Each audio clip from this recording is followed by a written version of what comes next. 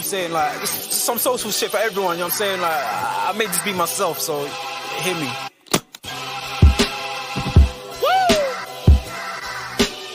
I mean, like, we can pull that clown shit away. There's some real shit for you. I'm spazzing right now, so listen, let's go.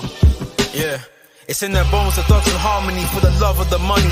Then fall victim for the cookie, then turn pussy, it's lonely. You said you hold it down when life get rough, we're here now, so show me. We move them losses to them wins. Heavy pounds, we make it ends meet. Conversible, only few who make me feel like I be 10 feet. Yo, man, big up people. Hope everybody is blessed, man. Hope everyone's doing well this morning, man. I hope everybody is good. I hope everyone is good, man. Hey, yesterday was absolutely hilarious. It was a hilarious day, man. It's a hilarious day, man. Big up those who have obviously joined on over from Enz's channel. Big up to your damn selves. Enz, of course, in the building and will be joining us very, very shortly, man. So much love to everybody who's obviously watching his quick morning news. Kwanzaa in the mud. Yo. Yeah. Me and Enz will talk about that one in the back office. Hopefully Savage is about as well. So we'll chat about that because there's a few things. There's a few things with that one that I think has been left out of the group chat. But as always, guys, please make sure you are smashing the like button. Make sure you do share and subscribe to the damn channel. Big up Savage in the damn. Big up Savage in the building, bro. How are you this morning, my guy? How are you? I'm all right, man. Normal morning, that magnesium and that sunshine, and you get me. Come on, guys. Yeah. No, bro, I'm blessed. Apologies, guys. I didn't even I didn't know that Enz was going live so early in the morning, and otherwise I would have jumped, of course, into the chat. Yeah. Like I said to the people, man, there's a lot we got to talk about. We'll talk about that in the back office, obviously, about the whole Kwanzaa. Mom's good enough. Yeah. No, she blessed, man. She blessed. How's your end of things, man? Everything all good? Yeah, everything's good, man. Chilling. So I like to hear, and here's the main man himself. And how we doing, bro? Good morning to you. Morning, bro. Nah, it was a quick, one of them ones. I said I'll do one in the morning. I might start doing these little half an hour thing. Felt quick and snappy, and you know what I mean? The people was there. Hey, the people on X are showing love, I can't even lie still. Obviously, you guys on YouTube, I love you guys as well. But people on X, man, they're showing mad love, bro. Their man was in there still. This is what it is, bro. This is why I like the early morning stuff, man. You get it out of the way, your day's done. If you don't do another video later on, it doesn't matter because you've already done, unless something major happens between now and then, or you've got something kind of like recorded or something from before. Bro, your day's done now. Now you can just do anything for the rest of the day, and you've done your video. Do you know what I mean? For the day, man. But guys, please make sure, as always, you're smashing the like. Please make sure you head on over to Enz's channel. You probably joined on over from there anyway. Make sure you go to Savage Talks Football, Savage Talks Wrestling, Hugo Online. This guy has more personalities than the man from Split. But That's crazy, man. That's what my therapist said too, man. Well, this is it, bro. This is it, man. This is it. Guys, obviously we're here to talk England. England lost yesterday. We'll talk about that. Big up Hakeem in the building, big up Marianne in the building, big up Taylor, Honesty in the damn building. Much love. Big up Hustler in the building as well. Hope you're up here grinding, my bro. It's 10:30 in the morning. Early bird catches the worm, and grinding for money. I hope that's to be fair, it was implied, but okay, fair. Big up G. When did you leave the stadium yesterday? Like an idiot. I left literally as soon as Greece scored the second goal, which was good and bad. Good because I got to see the goal. Bad because if you saw the madness outside just to get home, yeah, that was long. That was, as in, next time I'd rather just catch that on a replay or something and pray for the best. Or Greece, next time, can you score a bit earlier so that the game doesn't, you know what I mean? Did you get a drink at half time? No. As in, I just went to the toilet. Literally just went to the toilet, came back. On the halftime whistle or before the halftime whistle? Say that again. 7 minutes before. Was it 7 minutes before? Was it before the halftime whistle or on the halftime whistle? Literally, as soon as the halftime whistle went, that's when I got up. But people were already leaving like obviously as they do before Man halftime. were taking bets on the stream of what you was doing, and that I was creasing. Man were taking bets when you went to buy a drink. Say, so is that what you lot was? we had a poll up as well. When did G go get a drink? When did you leave the stadium? Hey, you lot respect me, bro. Man Respect said me. there was what? Nah, I put in the poll, man. What was it again? Was G asleep? Do you guys think G's asleep? Okay, you know what? You know what? To be fair, I did yawn at least 3 times in the game because you know it is where we were sitting. It was good seats. Like it was just like maybe would I say 10 rows behind the dugout. So it was like relatively close. So, but there weren't that many people in and around. Like it's only 78,000 that came to the game anyway. It wasn't packed out. No, the man them said you were looking around. Who said it, man? I want to bait these man up, bro, in the chat. Someone said, "Nah, G, I bet G's looking around right now. And if I leave, would anyone notice?" I swear. You don't need to respect. Hey.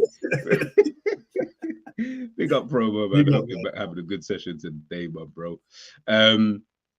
Important question, bro. These are silly questions. You lot shouldn't be doing polls whilst you're on a watch along. Hey, the watch along was a vibe, G, bro. I can't even lie. Yes. I wish I tuned, bro. Obviously, no connection in that, so I couldn't really tune into anything. I didn't see what was going on in the outside world. Heck, anything could have been happening. I wouldn't have been none the wiser. But obviously, the game yesterday, bro. Like what I will say, and obviously I'll get Enz's and Savage's kind of take on it, bro.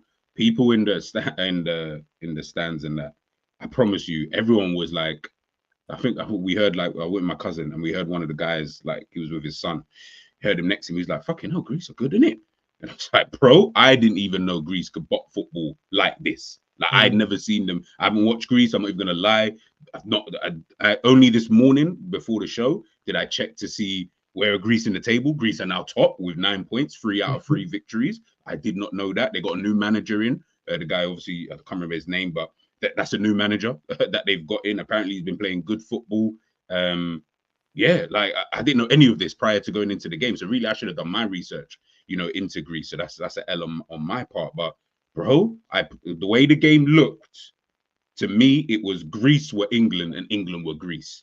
Because the way that they were playing football, the way that the manager was on the touchline chatting to the players every 2 seconds, the way the players were communicating amongst each other, England just looked like, yo, I'm Foden, I'm Saka, I'm here, I'm Palmer, I'm here.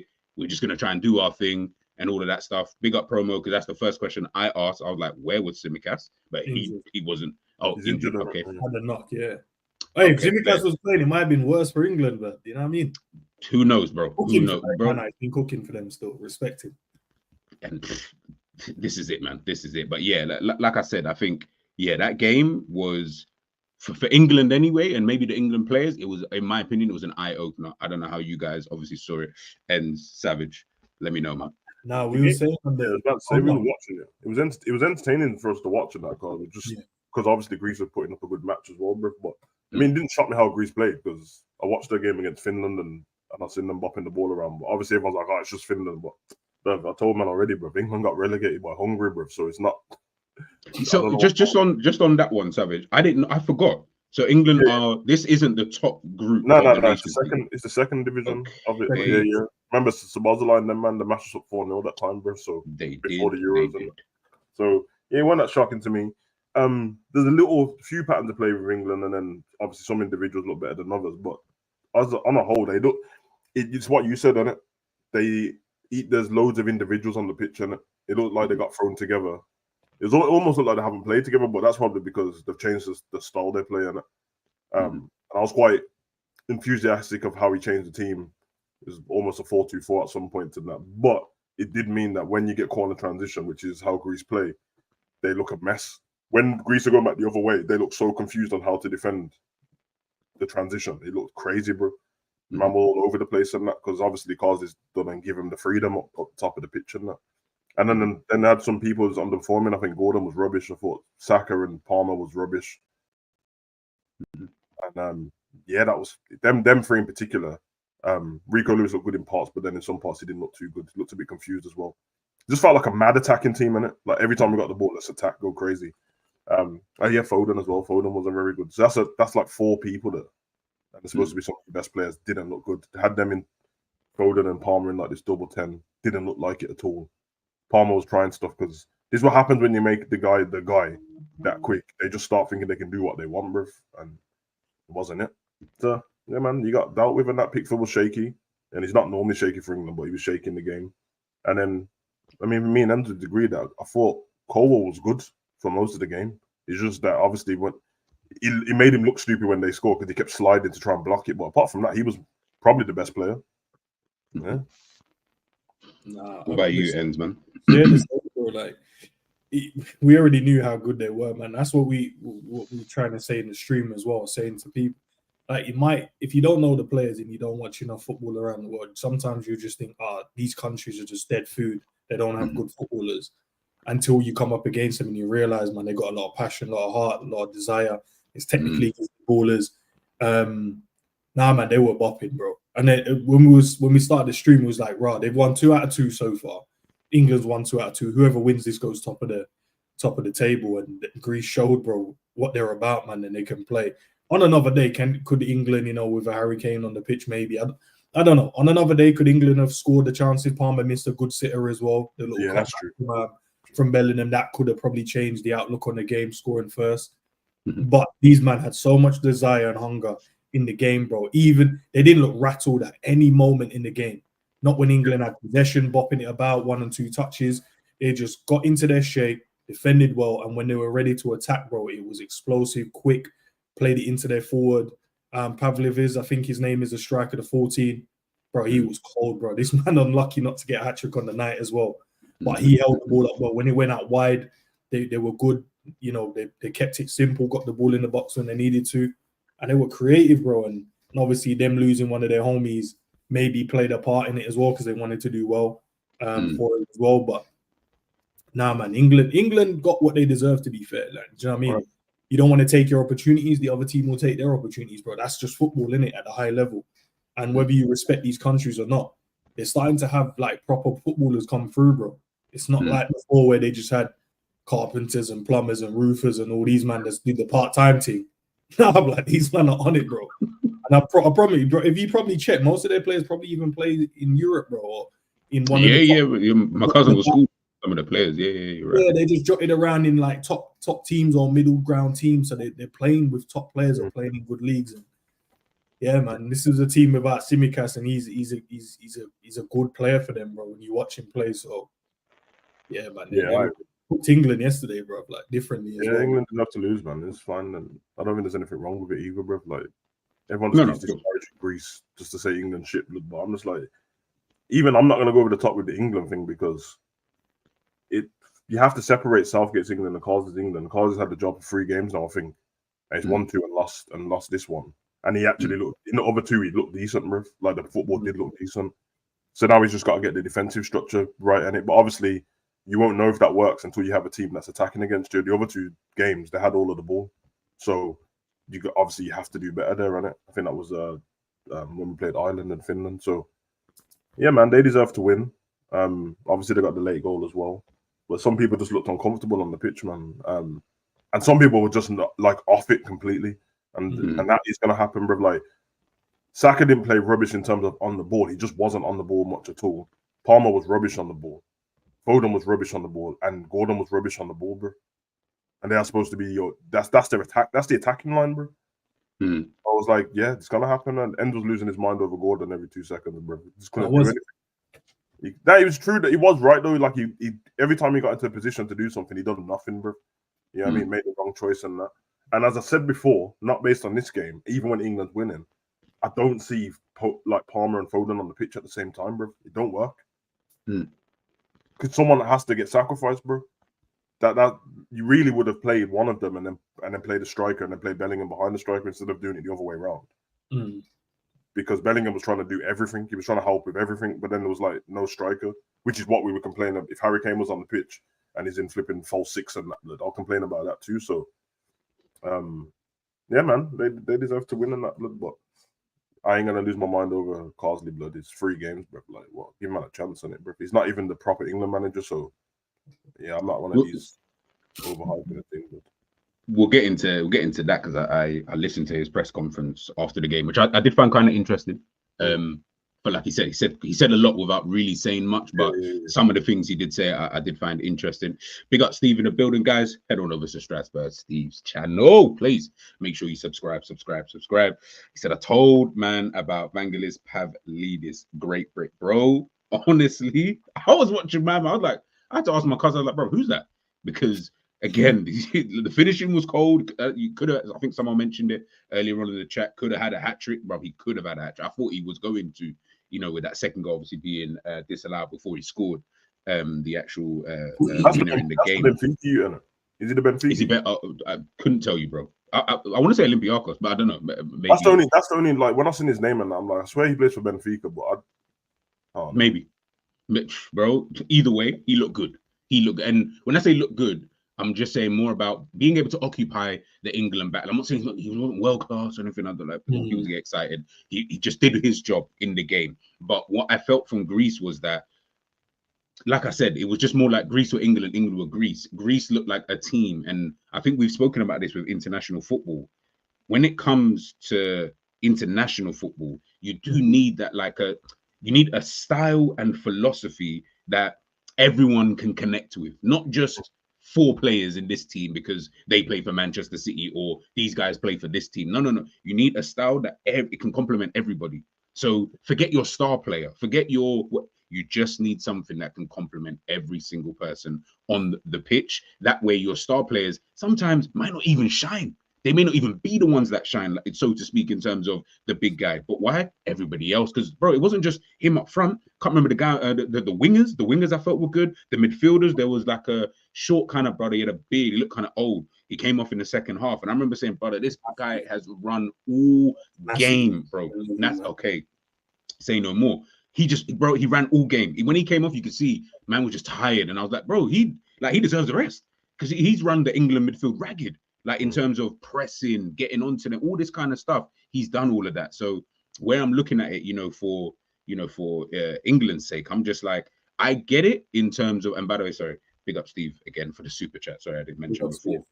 Much love. Like where I get it in terms of for England experimenting and stuff like that, I get all of that. That moves on to my next point. To you guys, because you guys will obviously you guys will know ball. What was the formation, just in layman's terms, what was the formation for you when you saw the lineup? What, for England? For England, sorry, yeah, for England.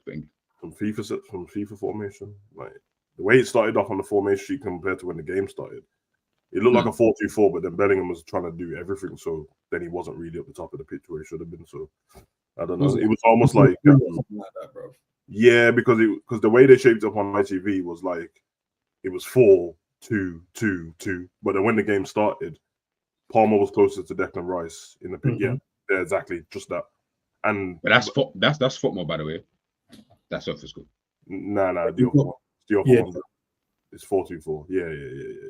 And then obviously you don't stay one position on the pitch. Of course. Bellingham didn't stay there because he played more as a false 9 than he was up the top with 2. But then I saw him at left back trying to defend as well. Palmer kept dragging himself over to Saka's side, so then they were in each other's way. And I have to be honest, I don't think Foden knew what he was doing. Savage, Jesus Christ, bro! I didn't understand what he was doing.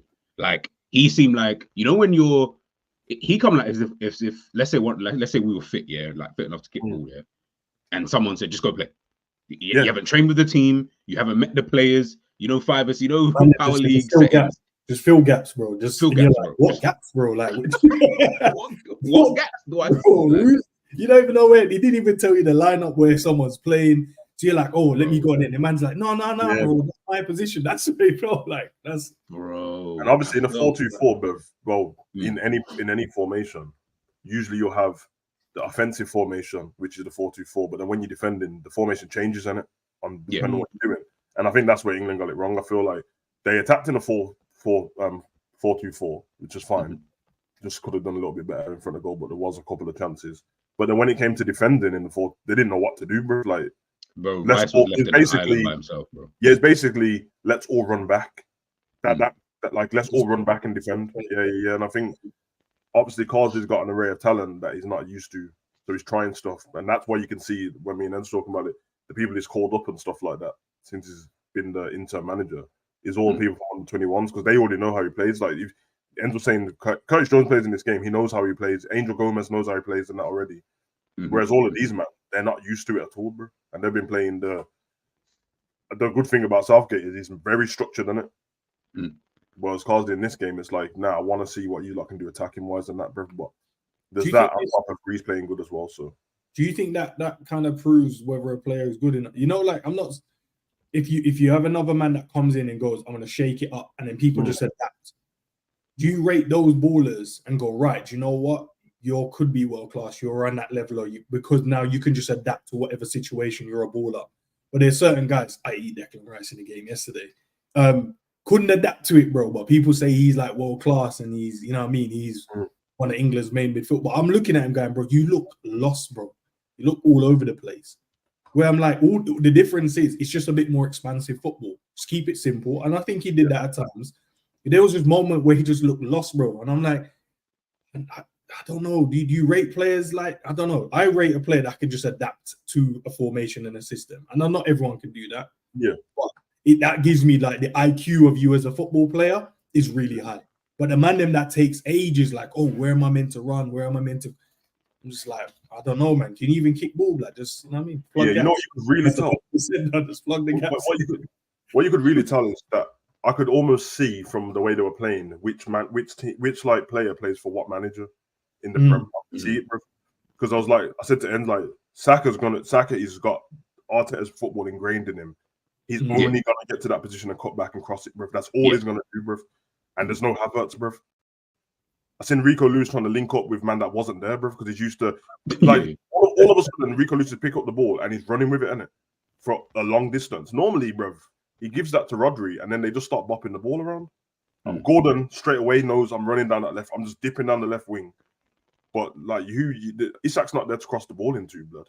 Bellingham's doing up like Spanish samba moves and that, bro. He's doing flick-ons to man, and man, they're not running in where he should be because he's like, yeah, Vinny's normally there when I flick the ball normally. What are you, man, doing, bruv? Trent's doing his step in for Liverpool business, which, to be fair, he wasn't even that bad, but he's doing his step in for. And I'm like, yeah, this is what's happening. Bare individuals who play for bare different clubs, and all of them have managers that are very structured. And you brought them to a game and said, okay, do what you want a little bit, bruv, and they're all just going to go back to what they know, bruv. And they just look confused, bruv. And that's why Palmer and Foden didn't look, because they need structure, bruv. Bro. So I don't know, does the IQ level drop if you just need structure then? And so all I'm saying is, I told man to relax on the Palmer thing, bruv. He's a baller, bruv. But world-class players don't play like that, bruv. Yeah. Okay, so the thing I felt like, you can see in terms of what you both Savage and Enzo were saying, yeah? In terms of like the position of the players and, you know, obviously different systems and stuff. It's tricky because I could say that about a lot of players that in certain systems, they don't look that great. Yeah. If I'm being real, there's a lot of players like that actually who I think, you know, if you put them in another system, they just don't look as good as, you know, they usually do. You can see, bro, by the way, Trent is number 2, by the way. Trent is the right back in the team. No, I mean, I'm saying that is at one point he was ahead of everyone, bro. I was like, no, there was one moment where he ended up at left wing, bro. And I'm like, yo, why are you over here? Bro, ended up left wing, cut in. He cut into his right and he whipped the ball back. I think that was he's trying to like dink it into that far post. I was baffled because I was like, but we're on this side of the pitch though. Like, this ain't the right side. I was confused. I was like, why are you here? When we Rico Lewis onto the right. When Bellingham kicked off, Trent was right on the circle. He was waiting for the ball. He was on the. He didn't. You know, normally man start in the right position. He didn't start at right pepper. He just on the circle, blood. Like, and you can't have at like big up Steve. Okay, cool. The great midfielder you're talking about was Malis Siopis. He plays for Cardiff City. He has a great engine and decent tech. Yeah, bro. He looked like it. You can't have Palmer and Trent together in that position because they both want to do very similar things, which is when we get the ball here, I just want to play it forward. If I can possibly play it forward to a striker, the problem, England didn't have a striker. You had Foden and Bellingham holding hands at times, doing whatever. Bellingham dropping to the fucking centre backs, picking up the ball. Can't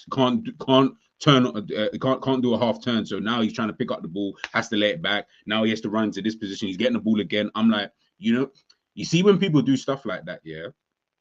I've always said, obviously, you try to keep the ball moving, right? So obviously, the ball can travel faster than you. So I get the fact that you just want to keep the ball moving as much as possible. Sometimes I do think though it can be very pointless if you keep just getting the ball and just popping it back, and all you've done is move literally side to side, because you haven't actually moved the opposition, because they've kind of stayed more or less in their kind of shape, and they've also shuffled across, whether it be left, whether it be right. So when he was doing that, I was like, you know, it's so pointless you actually being here, because you're one of the attackers as well. You're doing what Harry Kane does. When we get mad at Kane and we're saying, why is he playing full six? He's doing the same thing.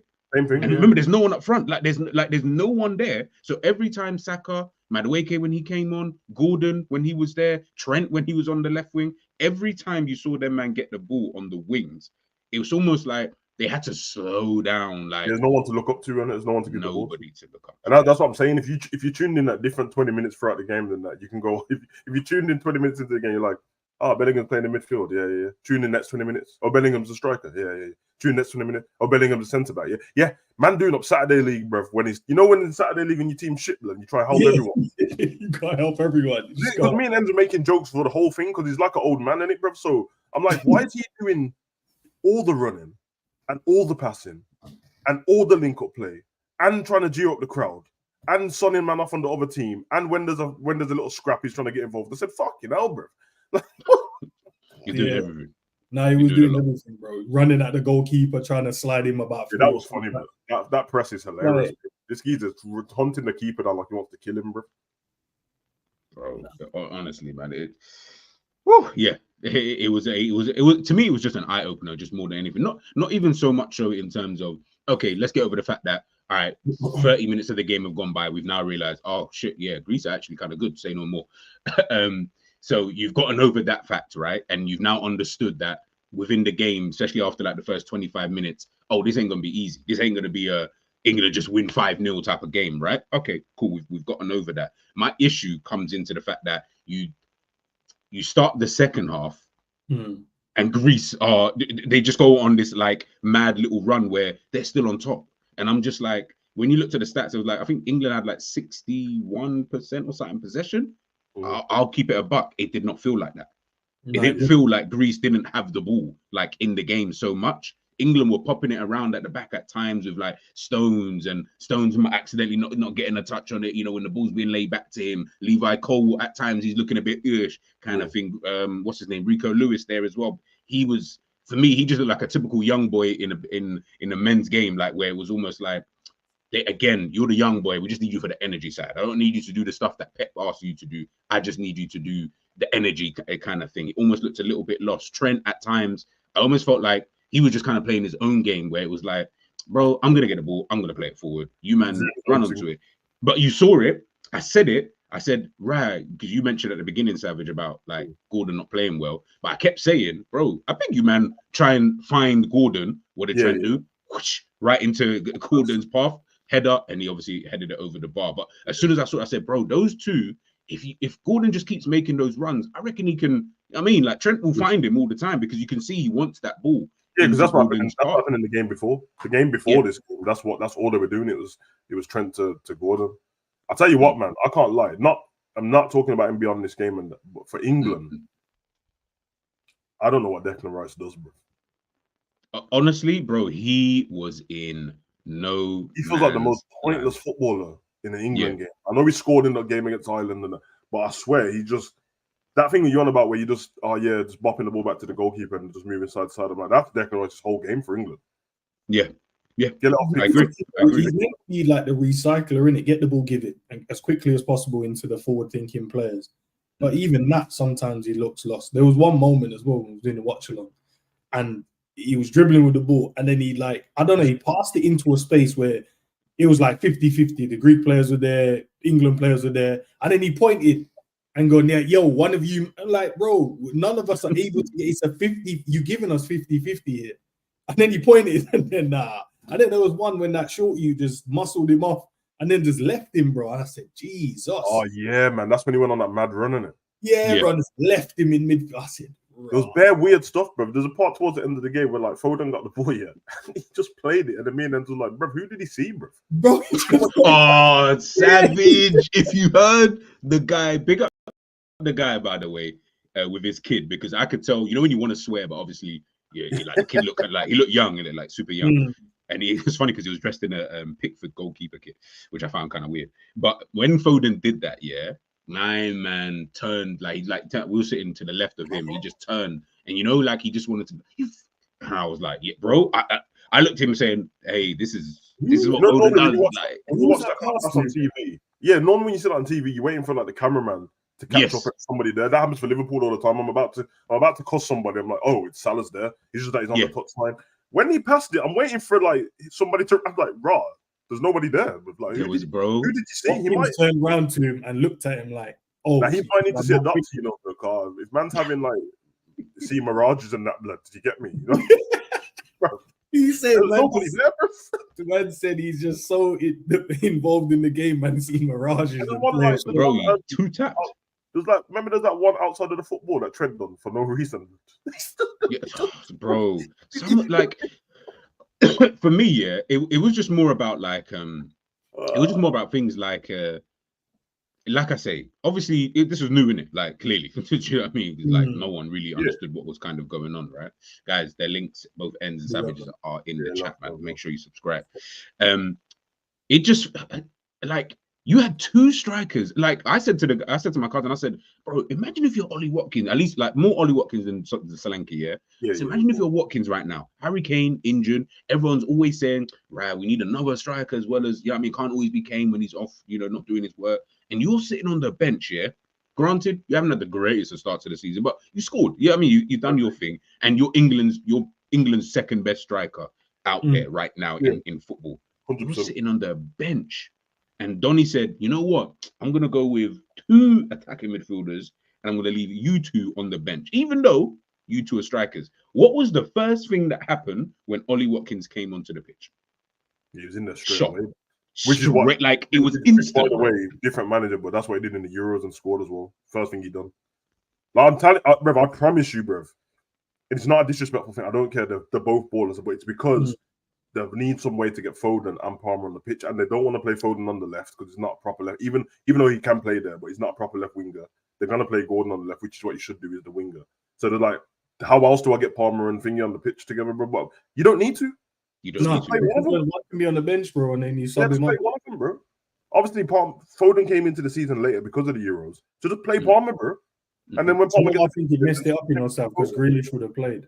I think Grealish, because he deployed him in the 10 last game out, didn't he?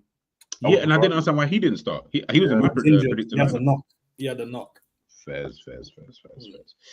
Steve's asking, what do you guys think of the centre back number 3? Tinnos. He is an outstanding young defender ball carrier. Listen, I felt that entire. Didn't Greece have the West Ham centre back? Mavropanos. See, that's it. Yeah, they had him there. But if that's the guy that was playing alongside him, I thought he was good. I thought he was good in the game. Obviously, it's one of those ones. I also have to take into context. Yeah, when teams play England, it's like when teams play Liverpool. This is their cup final ultimately. I think they're going to egg it up like an extra 10% that you probably wasn't factoring in when you were doing your tactics during the week. That like. Obviously, you factor in, but you don't factor in too tough, kind of, especially when it's away or home for you guys, and you're thinking, yeah, if we just play our kind of football, red tear. But they went up a gear, in my opinion. Again, I'm not going to do that. I see it online now. Like, you're not getting me over gassing the Greek players all of a sudden. Yes. I'm not going to do that. I'm not. These man working the chip shop and that. But I ain't trying to do that. Chips and that. I'm not saying that. I said it, but all of a sudden, Steve. Obviously, I know Steve is. Man's cultured in football, so I know him. But everyone else would allow it, but I'm not trying to hear this, bro. You get me? I mean, so vinegar boss. That's all I want to hear from these man. Nah, bro, enough, bro. I said it to Enzo, bro. When I saw the national anthem in that blood, I could see in their face, bro. They're not, bro. Not with what happened to their brethren. They have not come to lose this game at all, blood. They were running the extra bit in everything they done, bro. Remember, like before Bellingham scored that goal and they were already winning 1-0, they were still attacking like they wanted to kill England, bro. Yeah, bro, need more goals. If you just keep the ball, you're gonna win the game. No, blood, they did, bro. And then when Bellingham scored, they acted like he didn't. They treated it like, oh, we're just gonna go for it. Not take the 1 point. No. We're gonna go for it. No, that's what I thought. I thought they were gonna just take the point and bounce. They said, no, I'm not taking the point and bounce. It's different levels, man. No, but you're right, Steph, we can't overrate these man, bro. Yeah. it's on the day they were on it, innit? They were good. Yeah, because Andrew was talking about thing, innit? Remember when the sub came on and the manager was arguing with him for no reason, blood. One of the subs were coming on, the manager was shouting at him, blood. What the fuck's going on? Yeah, he shouted at the guy because he's like, no, not that tactics, bro. He pushed the other guy away. I said, nah, manager, serious, bro. It's not a joke thing. Also, what do you guys think about Solis, the Greek left winger? Slightly, I've heard of this name before.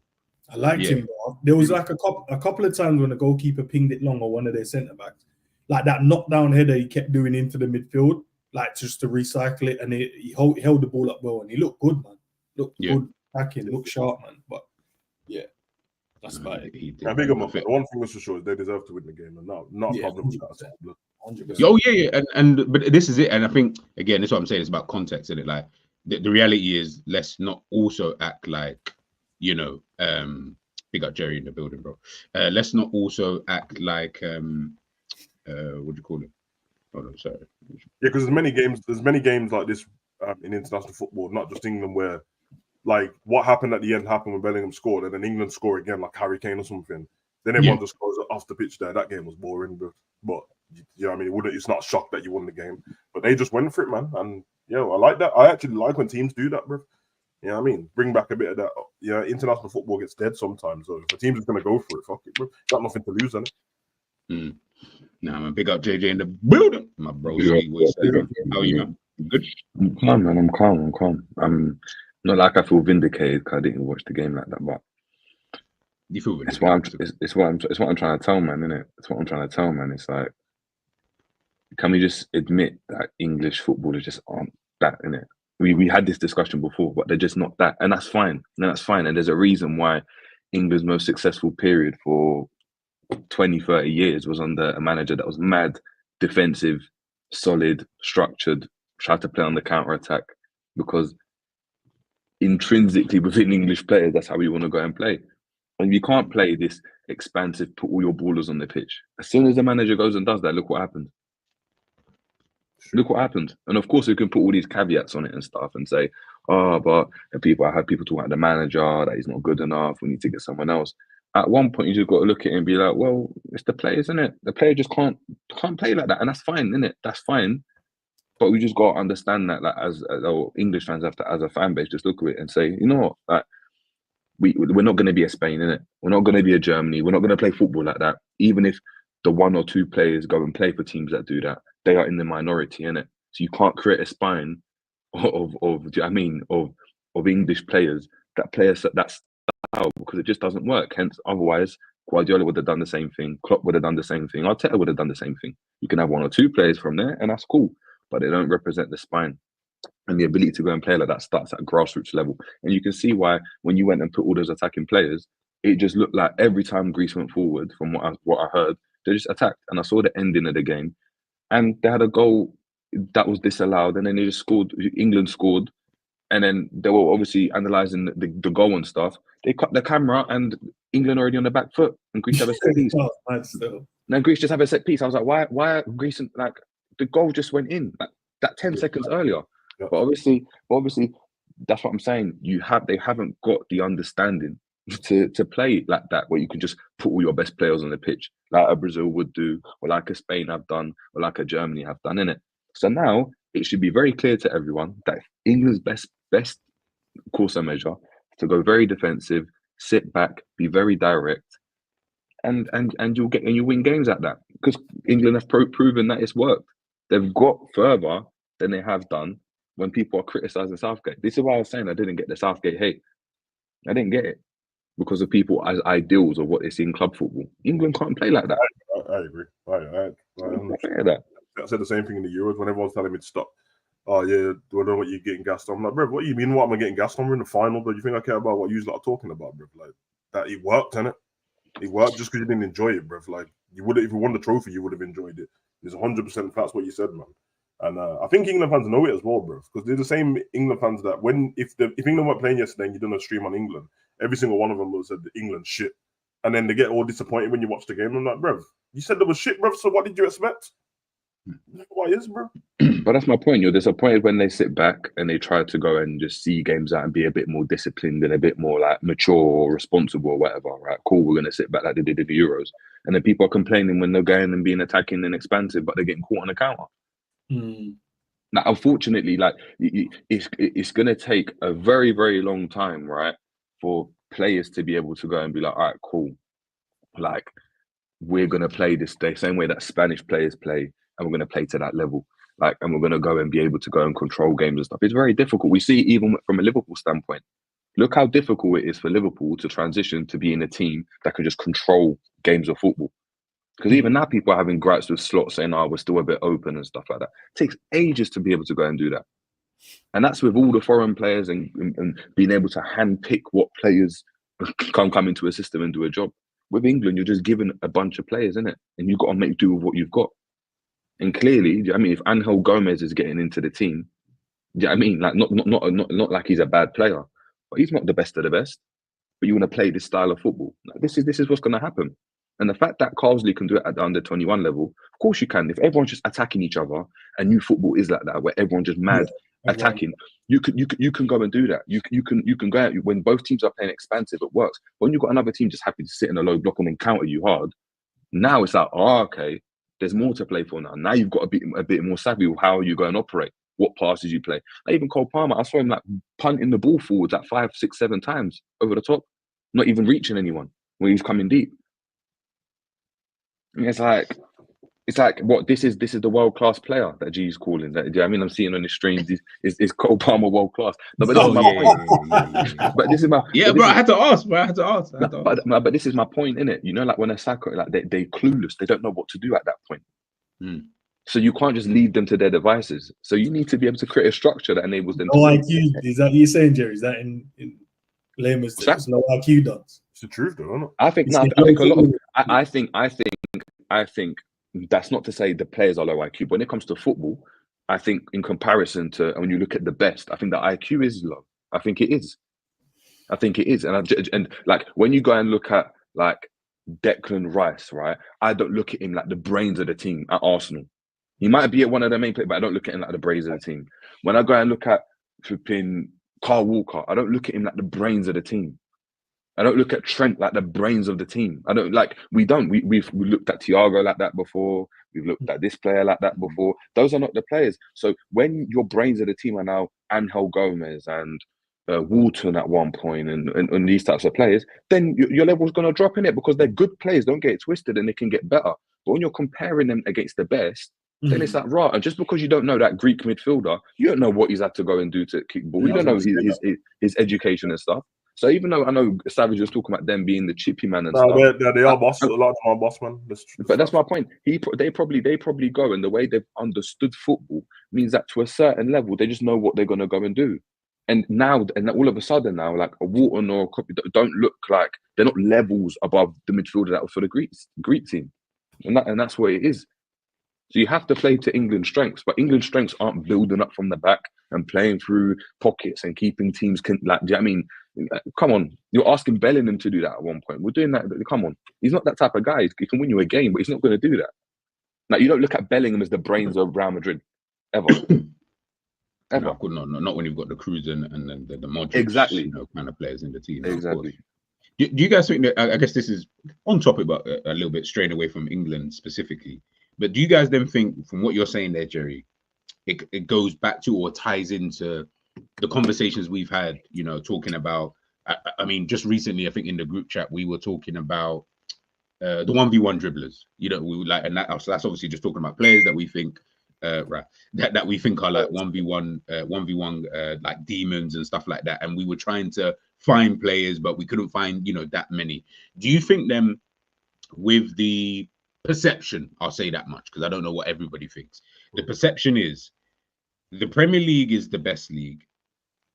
Majority of English players play in the Premier League and they play for the top teams, the Arsenals, the Liverpools, the Cities. So do you then think that then when it comes to England, regardless of who the manager is, regardless of whatever's kind of happening, that's why people see it that way in terms of, well, England should be the best. So we should be defeating teams like Greece or a Finland or whoever else we've lost to in the past like 2 years, kind of thing. Do you think all of that kind of ties in terms of reality is when you really look at these players? And I know, again, I'm going to go back to the nostalgic kind of, you know, stuff in terms of saying, when we look at the old school players, and I'm not even talking about Zidane, Xavi, Iniesta. I'm talking about the ones that you would class below that kind of level, who we would say, let's just say in today's game, would be deemed to be ultra world class players because of how good they actually were, just not as good as, you know, those top guys. Now we're all kind of, the levels kind of dropped so much that that's why players like Palmer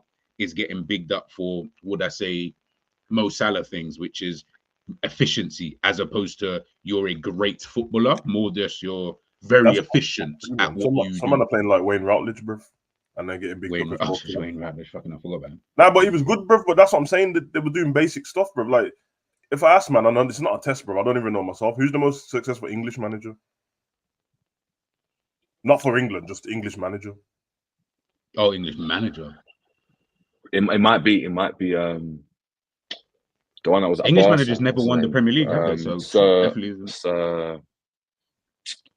the one that was in Alf Ramsey? Ain't he the only one? I was about to say, if you got Sir on your name, you're old as shit. Then that's my point. None of these. They can think all this best English league and all this business. No one's got English manager, blood. I think in the modern time, Brian Clough, Bob Paisley. In the modern time, probably Harry Redknapp with Portsmouth. Bobby Robson, that's it. Bobby Robson, yeah, Bobby Robson. And Bobby Robson ain't even on the planet anymore. He's on the stairs, isn't it? So that's what I'm saying, bro. And I said he's on the stairs. Nah, he's and after that, there's nobody left, bro. And if you go what we've got like in the latest modern times and that, I swear it's Harry Redknapp with Portsmouth, bro. He won the FA Cup, innit? Yeah. Brendan Rodgers is Scottish, so he don't count. That's it. Bro. Oh, he is, isn't it? Yeah, but I thought, he's Irish. He's Irish. Yeah, he's Irish. Yeah.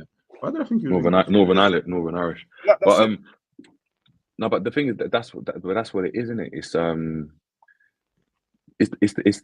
the culture, isn't it? It's to be able to go and play a certain way, it has to start. It doesn't start from the top down. It starts from the bottom up. It starts from the bottom up. So you can't go right. And as you what do you mean by that? By the way, just so that people understand like what you're trying to say. You can't instill a culture, right? That you can't start at the top and look at players that are established and already playing football, right? And be like, yeah, we're now going to go and play like this and hope that it filters down. Because what you get is that it filters down, but then you get to situations where, you know, I'm seeing like, you know what I mean, in certain teams, they're playing at the back, but they haven't got an understanding of why they're doing what they're doing. They're just doing it just because they see Guardiola doing it. They're like, yeah, you're going to sit here, mate, and I'm going to play you in, you're going to pop it into midfield, and hit it around the corner. They're just saying jargon, but they don't actually understand the theory of why you're doing certain things, right? But if you told them going back to front, like, oh, how can we win the game? And they'll go and break down why they're going to go direct, why they're hitting the channel, why they want the centre forward to move across to the fullback and flick it on. They can break that down to you, but they can't break down the other side of the game, which is now popular, right? So it has to start from the bottom. You have to teach a new generation, right? You have to start, and it starts with the FA, like how you want them to play, why you want them to play a certain way. Really have to break down why you want to go and do this amount of hours of this football and then do this, and why you want to go and play three-a-side up until you're 5 and then change. Germany, I think Germany have started a thing now where you don't play any style of like even like 7-a-side or 9-a-side football up until about 10 or 11. They said up until you're 10 or 11, they want to do 3-a-side. Because the way they broke it down is that you have more touches of the ball, so you're developing faster. That's the way the route they've wanted to go. Obviously, we don't know if it's going to be successful, but you can see that there's a plan. With English, they've tried to go and do it, but again, what England have done, and this is obviously when it's changed and they've tried to go and develop all these players, is that they've looked at your Messis, your Ronaldos, your wingers, and all these effective players and said, we want to produce loads of players like that. That's what's going to go and win us football. So when you're looking at football now, if you look at academies, right? There are so many talented players that are like Camavinga, players that are like Cruz, Modric. Of course, you get those players, that are just naturally gifted with the ball. But they're not being told to go and play a certain way. If they went to Spain, they might do okay, right? They might be able to develop further. In the UK, it's can you get at your man 1v1? You're getting clubs that are just getting 1v1s and they're creating and getting players to go 1v1 against each other and smash it into the back of like a small net, doing all these chops, turns, Cruyffs and all of that, and creating bare wingers, bare weapons, as you said, bare Sancho's, bare this, bare that, bare this. And the whole country, and especially the FA, view those players as ballers, not recognizing that they are supplementary to what's going on. Hence why when you look at what Spain did, they can just go and put in Iniesta out wide and it still works because they don't need that Pedro weapon if it's not working, because the structure is important. If you go and look at what the Netherlands did, right? Their best players the wide players were cool. But you're talking about the goated players, it's the players that play down the center, it's the spine. It's the spine. It's your ability to go and do your philosophy and all that type of stuff, all those kind of buzzwords. In the UK, they don't have that. It's, can we go and get it out to a wide man? Can we go and beat his man? Can you chop inside? Can you be mad direct? So when you look at it now, England have got pure man like that. From Madueke to Gordon to Sancho to Rashford to flipping Cole Palmer to Saka to flipping Harvey Elliott to this to that. All these men are the same. All these guys look the same. But this is what I'm saying. You've got all those weapons and you want to put them on the pitch. But when it comes back to it now against against Greece or against in the Euros, where how can you go and like control games? Who's going to decide when Saka gets the ball? Who's going to decide when he doesn't, when it goes to the other side? Who's going to decide when we keep it short and hope to bring the midfield onto us so we can pop it into a 1-2 and play? Where's the Rodri equivalent for England? Where's the Javi equivalent for England? Where's the Busquets equivalent for England? If Wharton, Kobbie Mainoo and Angel Gomez are your best bets, even though Curtis Jones, you're going to throw him in there because he got called up, if they're your best bets at doing that, then you're severely lacking. You are severely lacking. And that's where the problem is. So as soon as you go and try and play a certain way because fans want us to play a certain way, it all crumbles.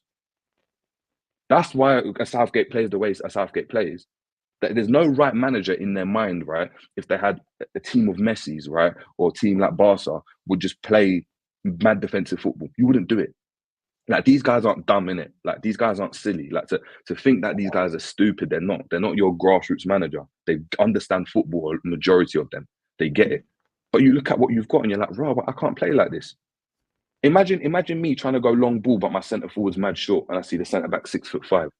Why am I going to go long ball? Like, you're not going to go and do it. But Jay, that's why it's like, and you're right, man, the FA don't even have courses for that. It's not an actual style of play. And I don't even think they even have programs. Maybe I have to look a bit more into it where you don't, bro. We can go abroad and then try and learn instead of you have to do it on your own back and go, right, I want to develop some of the. They don't even have that, so you can go and learn what the other countries are doing. And you're right, a lot of them just do 3-a-sides and 6-a-sides because they want their players to get used to the ball and being able to have a higher IQ, how to deal with certain situations, different actions in the game, instead of just going, right, you're a winger, that's what you're going to do. I'm going to train you just to be that guy that's just going to take man off, bare chops, bare feints, bare whatever. There's no one that, and that's what we were saying earlier, is when you got guys like Carsley coming in and he's going, raw, like, I'm so used to having some baller and we can play.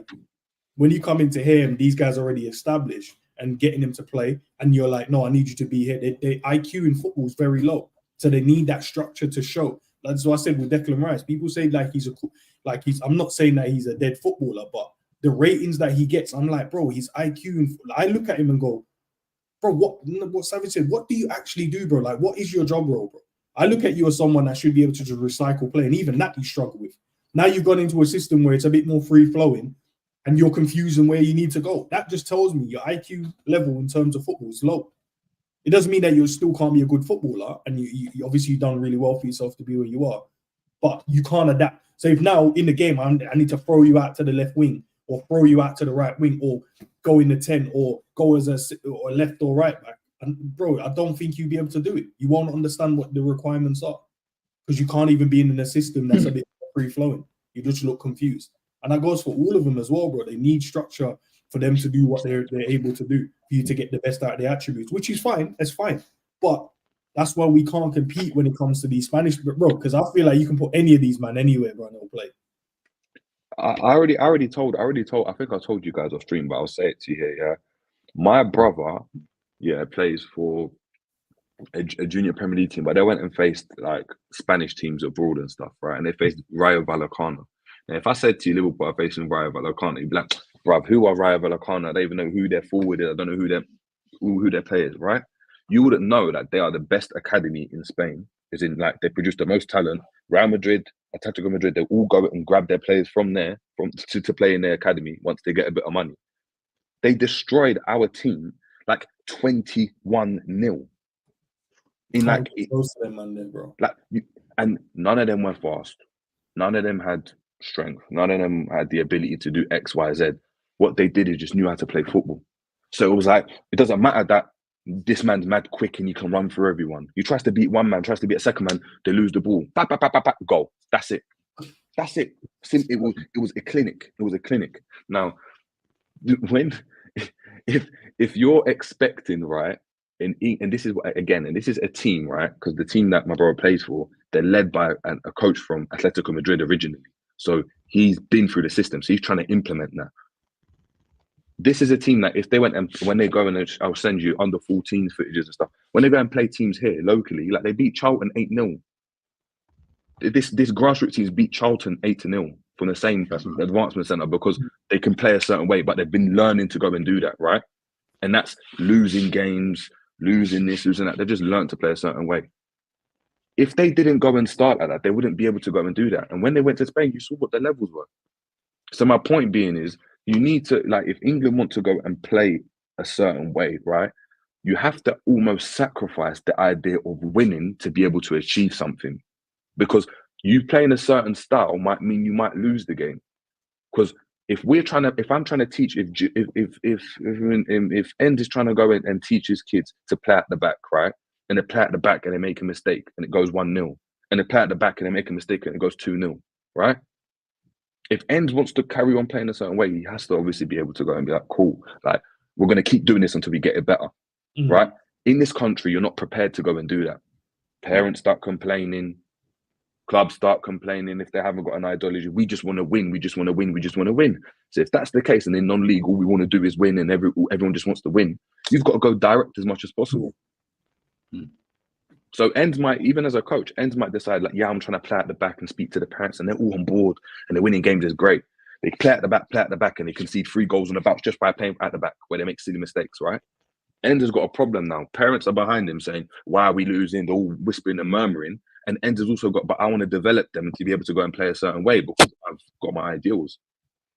You have to be able to go and sacrifice that. So even like England, like going back to England to go back to the point, you have to sacrifice games like Greece. If you want to play that certain style, you're gonna have to go through those hard times where you're losing against Greece. You're losing against Macedonia because you're trying to play at the back, but the other team isn't. So the other team's going direct. So you're not gonna have that freedom where they're just gonna go back to front quick and score because you've got caught on the counter and they're athletes. And you're gonna have to stick through it, and everyone's gonna have to have a belief that we're gonna keep playing this way until we get it right. Because when we get it right, we believe that we're gonna be able to play a certain way. Blowing it with Slot as well. We're trying to play ball, and there's going to be issues. And I remember Cav mentioned it in about 2 months ago when we was just talking about maybe what issues might pop up, you know, with us playing out from the back and stuff like that. So we're going to concede like these dead goals. You're like, oh my days, how did we concede that? But it's going to take time because once these guys get it and lock it in, it will be where we just dominate the ball, dominate the game, and just score the goals when we need to score it. And it will be like, you know, Arsenal turn up. You're like, nah, they got ballers, but they turn up. And the way we play, we're just like, bro, this game was so easy. That game was so easy. Play against Manchester City, they're going to try and do their thing. But the way we want to play, we're going to be making the game so boring, so tiring, that there's going to be moments where they switch off. Like what they do to every other team, bro. Yeah. They just keep moving the ball, keeping the ball. Eventually, you're going to fall asleep and they're going to create an opportunity. No patience. It took time, bro. It took time for them to get it. Money's involved at the highest level. Jobs are involved in it. That's when me and G was talking about wanting De Zerbi as Liverpool manager. The man talk about the passing out from the back. You saw it, bro. De Zerbi played great football, but every now and again he'll just get smoked out of nowhere. And you know what he did in that game when they conceded a goal from the keeper making a mistake? He just did the same thing again. He just did the same thing again, bro. Yeah. And when they spoke to the Brighton, it's like, nah, it's just non-negotiable with what he does. And then all of a sudden, you realise that Lewis Dunk could pass the ball, bro. Because he's just doing it. Well, he got bare good at passing the ball, bro. Yeah, now Brighton told, and because Potter was on that same philosophy just before he got there, now when you watch them play, when they bop the ball around, it's very quick, bro. Like they seem very comfortable on the ball. There's gonna be mistakes. Normally, it's the goalkeeper that struggles, but of course, man, the man didn't come up. ready to pass the ball out as a goalkeeper, bro. I'm supposed to save the ball with my hands, and now I have to get used to it. Do you guys think that's why, like, and by the way, guys, the guys on the panel, man, these men are dropping you guys a clinic for free, you know. So make sure you smash the like button, bro. Like, we're talking. Free the driller, bro. You know what I mean? Free the driller. Do you guys think, yeah, that's why Ajax, and I'll use Ajax and Barca because those are the two I think anyway when I think about philosophy of football. Is that why you will have those kind of players from the Ajax academy, the Gravenberches that we would know, but there's so many other players there. All of these players, when they get into the first team, it's kind of seamless for them, and they have their style, they have their philosophy. They've been Ajax back in the Seedorf, Edgar David days. They were very, very successful, one of the best teams, you know, in and around Europe. Barcelona, we know about Barcelona, La Masia. Is that why then? Is because, as Jerry was kind of, I don't want to put words into your mouth, but like alluding to in terms of, you said it doesn't work top down, it works bottom up. So from the, I think I remember watching a video, I think Jerry, you might have sent it to me time ago, Barcelona kids versus Real Madrid kids.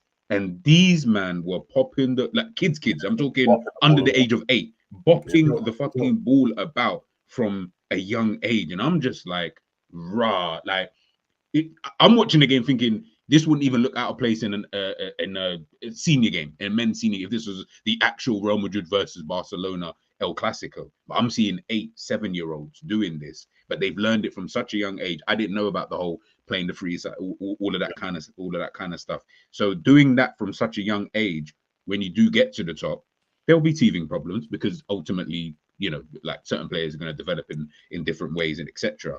But do you think that's probably the best course of action for England potentially trying to go forward? Because Enz, you said there about the coaching and stuff again, which I didn't know, which is they don't even have courses for it. I thought they did, to be fair. I thought they had a philosophy, but we just didn't know it because we're not doing the coaching ourselves, if that makes sense.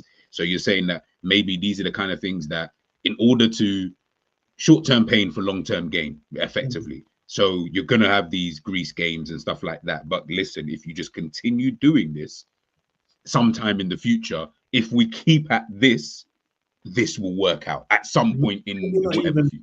Maybe not even the next team. Maybe it's the team after that. Sometime whenever. Just put it this way: you see Spain. That Spain lost all their ballers, like all the top ones that we grew up watching, and is able to recycle the team, bringing all these youngers, and won a Euros, bro. And you're like, how did we allow them to lose all their top players, recycle the whole chain again, and come back and actually look even colder as well? And they're getting better players as it goes along. While we've had some mad ballers in terms of like they're winning Champions League, they're winning the Premier League on a consistent basis, they're winning the big trophies. So we've had that team, and we had the recycle of our team. But these men have come back and already have a philosophy and a way of style of play and look more accomplished and assured on the ball. But we've got all of these men that are used to winning, and we come together, we can't even do it. There isn't, bro. I don't know what they need to do, bro. Like as Jerry said, it could just be we just have to just play in a certain way, and maybe not this team, maybe not the team after, maybe it's the team after that, and then from there it's just going to be a chain reaction. It should be a problem because we don't win anything anyway. So it's not like we're a team that's successful, so we're sacrificing something. Now that's what people do in the Premier League as well. Like the fact normally in the Jerry's talking about with the kids teams and obviously the parents and that are involved, but in big football, it's the fans in it. The fans start moaning, bro. And then the managers have to worry about his job and stuff like that. But when you're a team that's not successful, who cares, bro? Like you're not winning anyway, bro. That's why Brighton was so happy with the way they're playing football. Because the Brighton, they came from like struggling with Chris Hughton and nearly getting relegated all the time. So when they saw a bit of good football there, it's like, nah, I'm fine with it, bro. It's culture in general, bro. Like any culture, even away from football, there's non-negotiables in your culture, bro. You can't try and tell me this is what we're going to do in your culture. You can't change my culture, bro. That's what it is. Yeah, I'm just looking at this thing that big up Jerry just sent something. I just literally just skim reading it as you sent it, and I'm seeing like they got a thing where it's each team has one sub. This is in Germany. Each team has one sub, and every time a team scores, the sub must replace a teammate. Goals can only be scored inside an attacking area, and there are always 3 balls waiting on the side of the field to be used for the restart. And they're talking about potentially like moving away from. Well, this is in 2019 matches. So this is in 2019. So this is already in place. So I just sent you the thing that they were proposing. That's already in place. So they don't even count scores. So it's just is what it is. Because again, winning is a byproduct of being able to play the game well. If you try to win without playing the game well, especially at youth football, there are loads of things that come into account. You can have a dodgy ref. The pitch could be bad. Kids just might have an off day. You can go one kid's stronger than the other, but they're in the same age group. One kid's taller than another, but they're in the same age group. So when you go and do that, and you have a team that goes and plays well or just wins, right? And you look at teams that win. Well, the teams that win just go and do everything they can to win. So they'll go and just pump the ball long and go direct and put it in the mixer and try and get a result, right? And England, naturally, I think they just want to win in it. They want to win. So that the winning mentality, of course, is good. But when you're not winning with a style, you're just winning by any means. When you're coming up against a team that knows how they are going to dissect you and win, it means that you're lacking. You're just lacking. And that's what it is. England want to win. You can see they want to win. You saw Bellingham mad distraught. They want to win, but they don't know how to win. Because you saw it at the end, just getting a ball forward, Trent whipping a ball into the box, Rico Willis trying to get a ball into the box, because that's all they know. You would never see Spain to go and do that. You would never ever see. They would go and trust themselves. They would trust the process. City, you see them trust the process and what they're trying to do.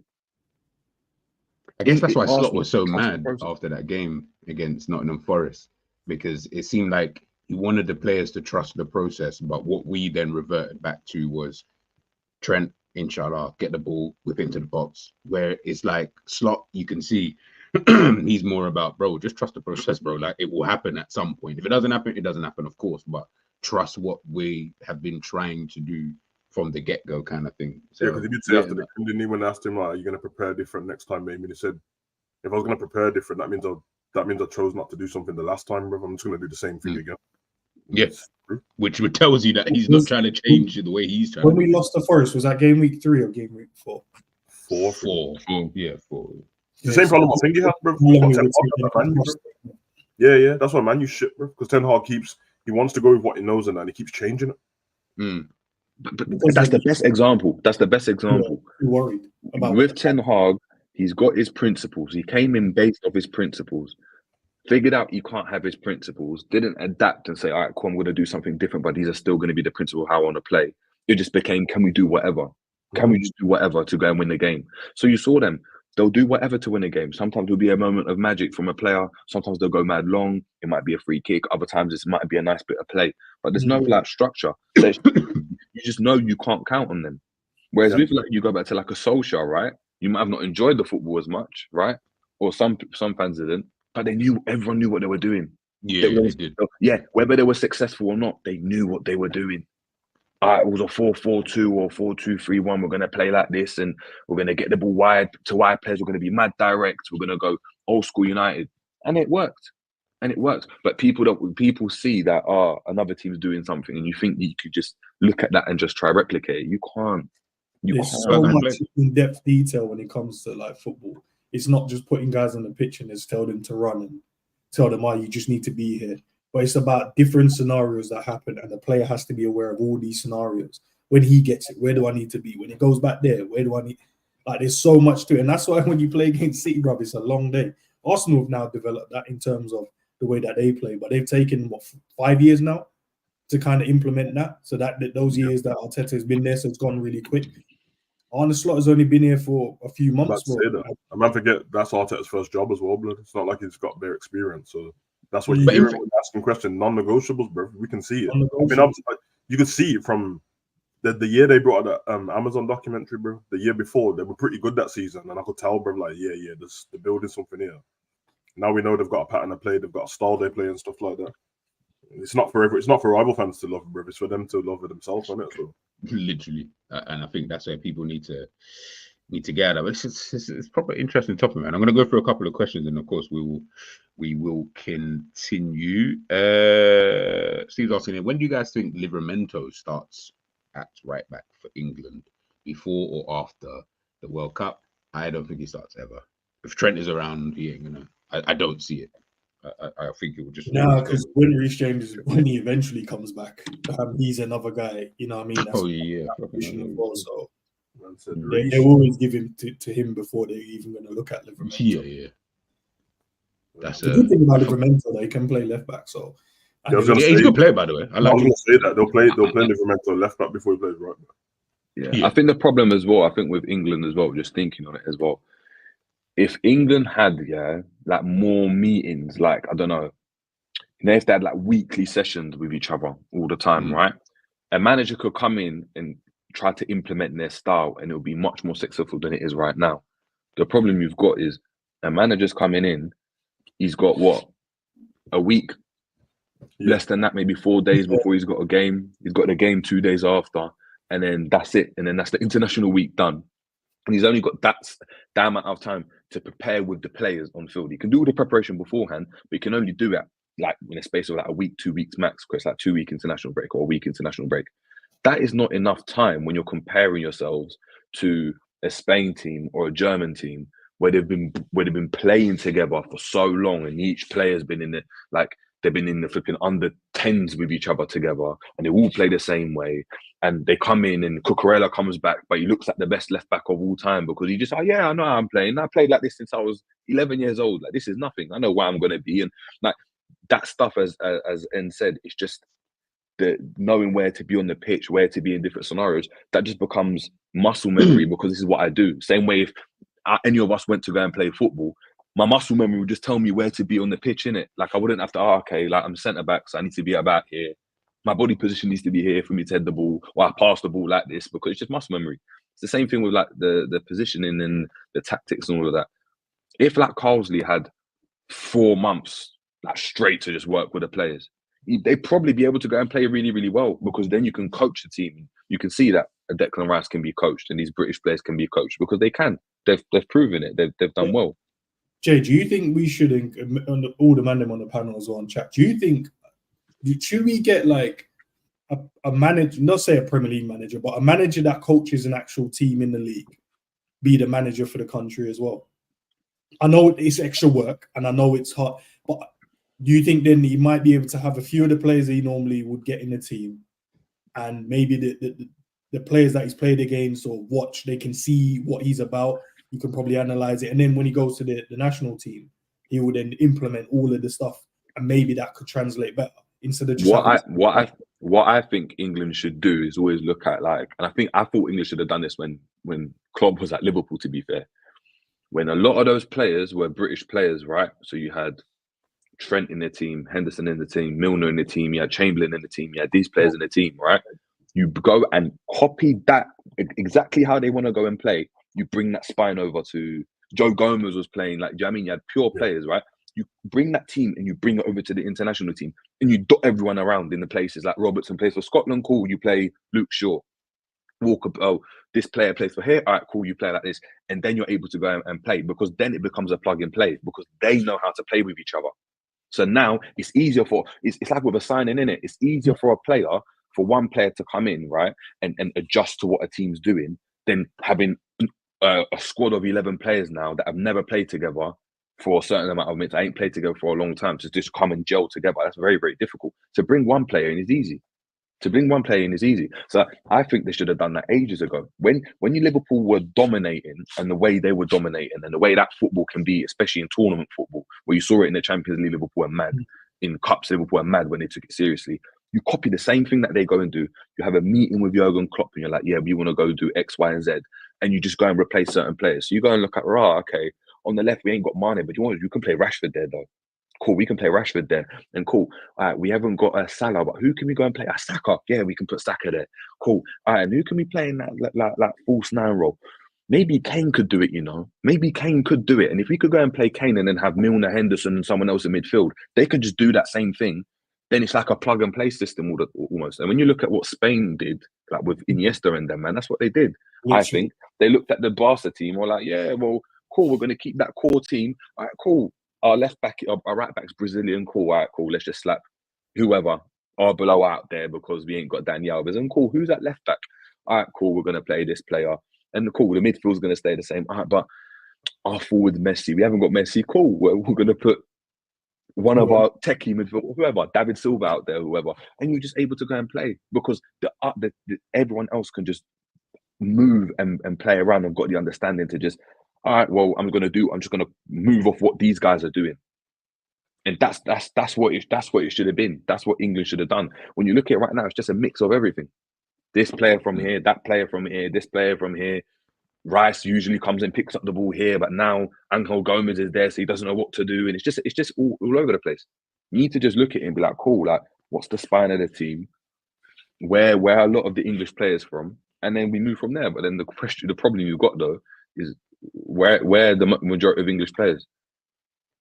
It's one or two players. It's one or two players in each team, and they're not even the span of the team like that. So you can't even do that.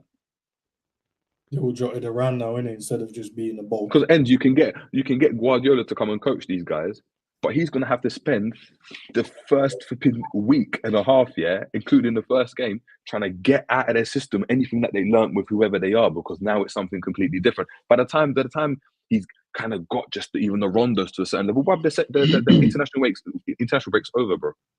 And at that point, it's like, now we're starting again. I don't know, man. I don't know. Even our rondos are watching Liverpool's run that. They used to just be the basic square, and then we just bop it about, and then we get to 20, and then there's one touch in it. But now, when you watch the rondo now, like, it's different levels, bro. There's boxes within the box, and you have to know, right, when it goes out of this box, and it becomes a 4v2. When it goes back in there, then you have to shift again, and it's a 4v. Right, it's 6v4, 4v2s. Like, it's so different, bro. Like, football standard. That's what it is, man. Football standard in the month. Are Spanish players generally the best nationality to translate to the Premier League? I think of how many outstanding Spanish players there are in the Premier League has had compared to the others. Over the years, probably. Well, probably, yeah. I think they understand football scenarios more than any other team, because I think that the managers and players alike are coached to.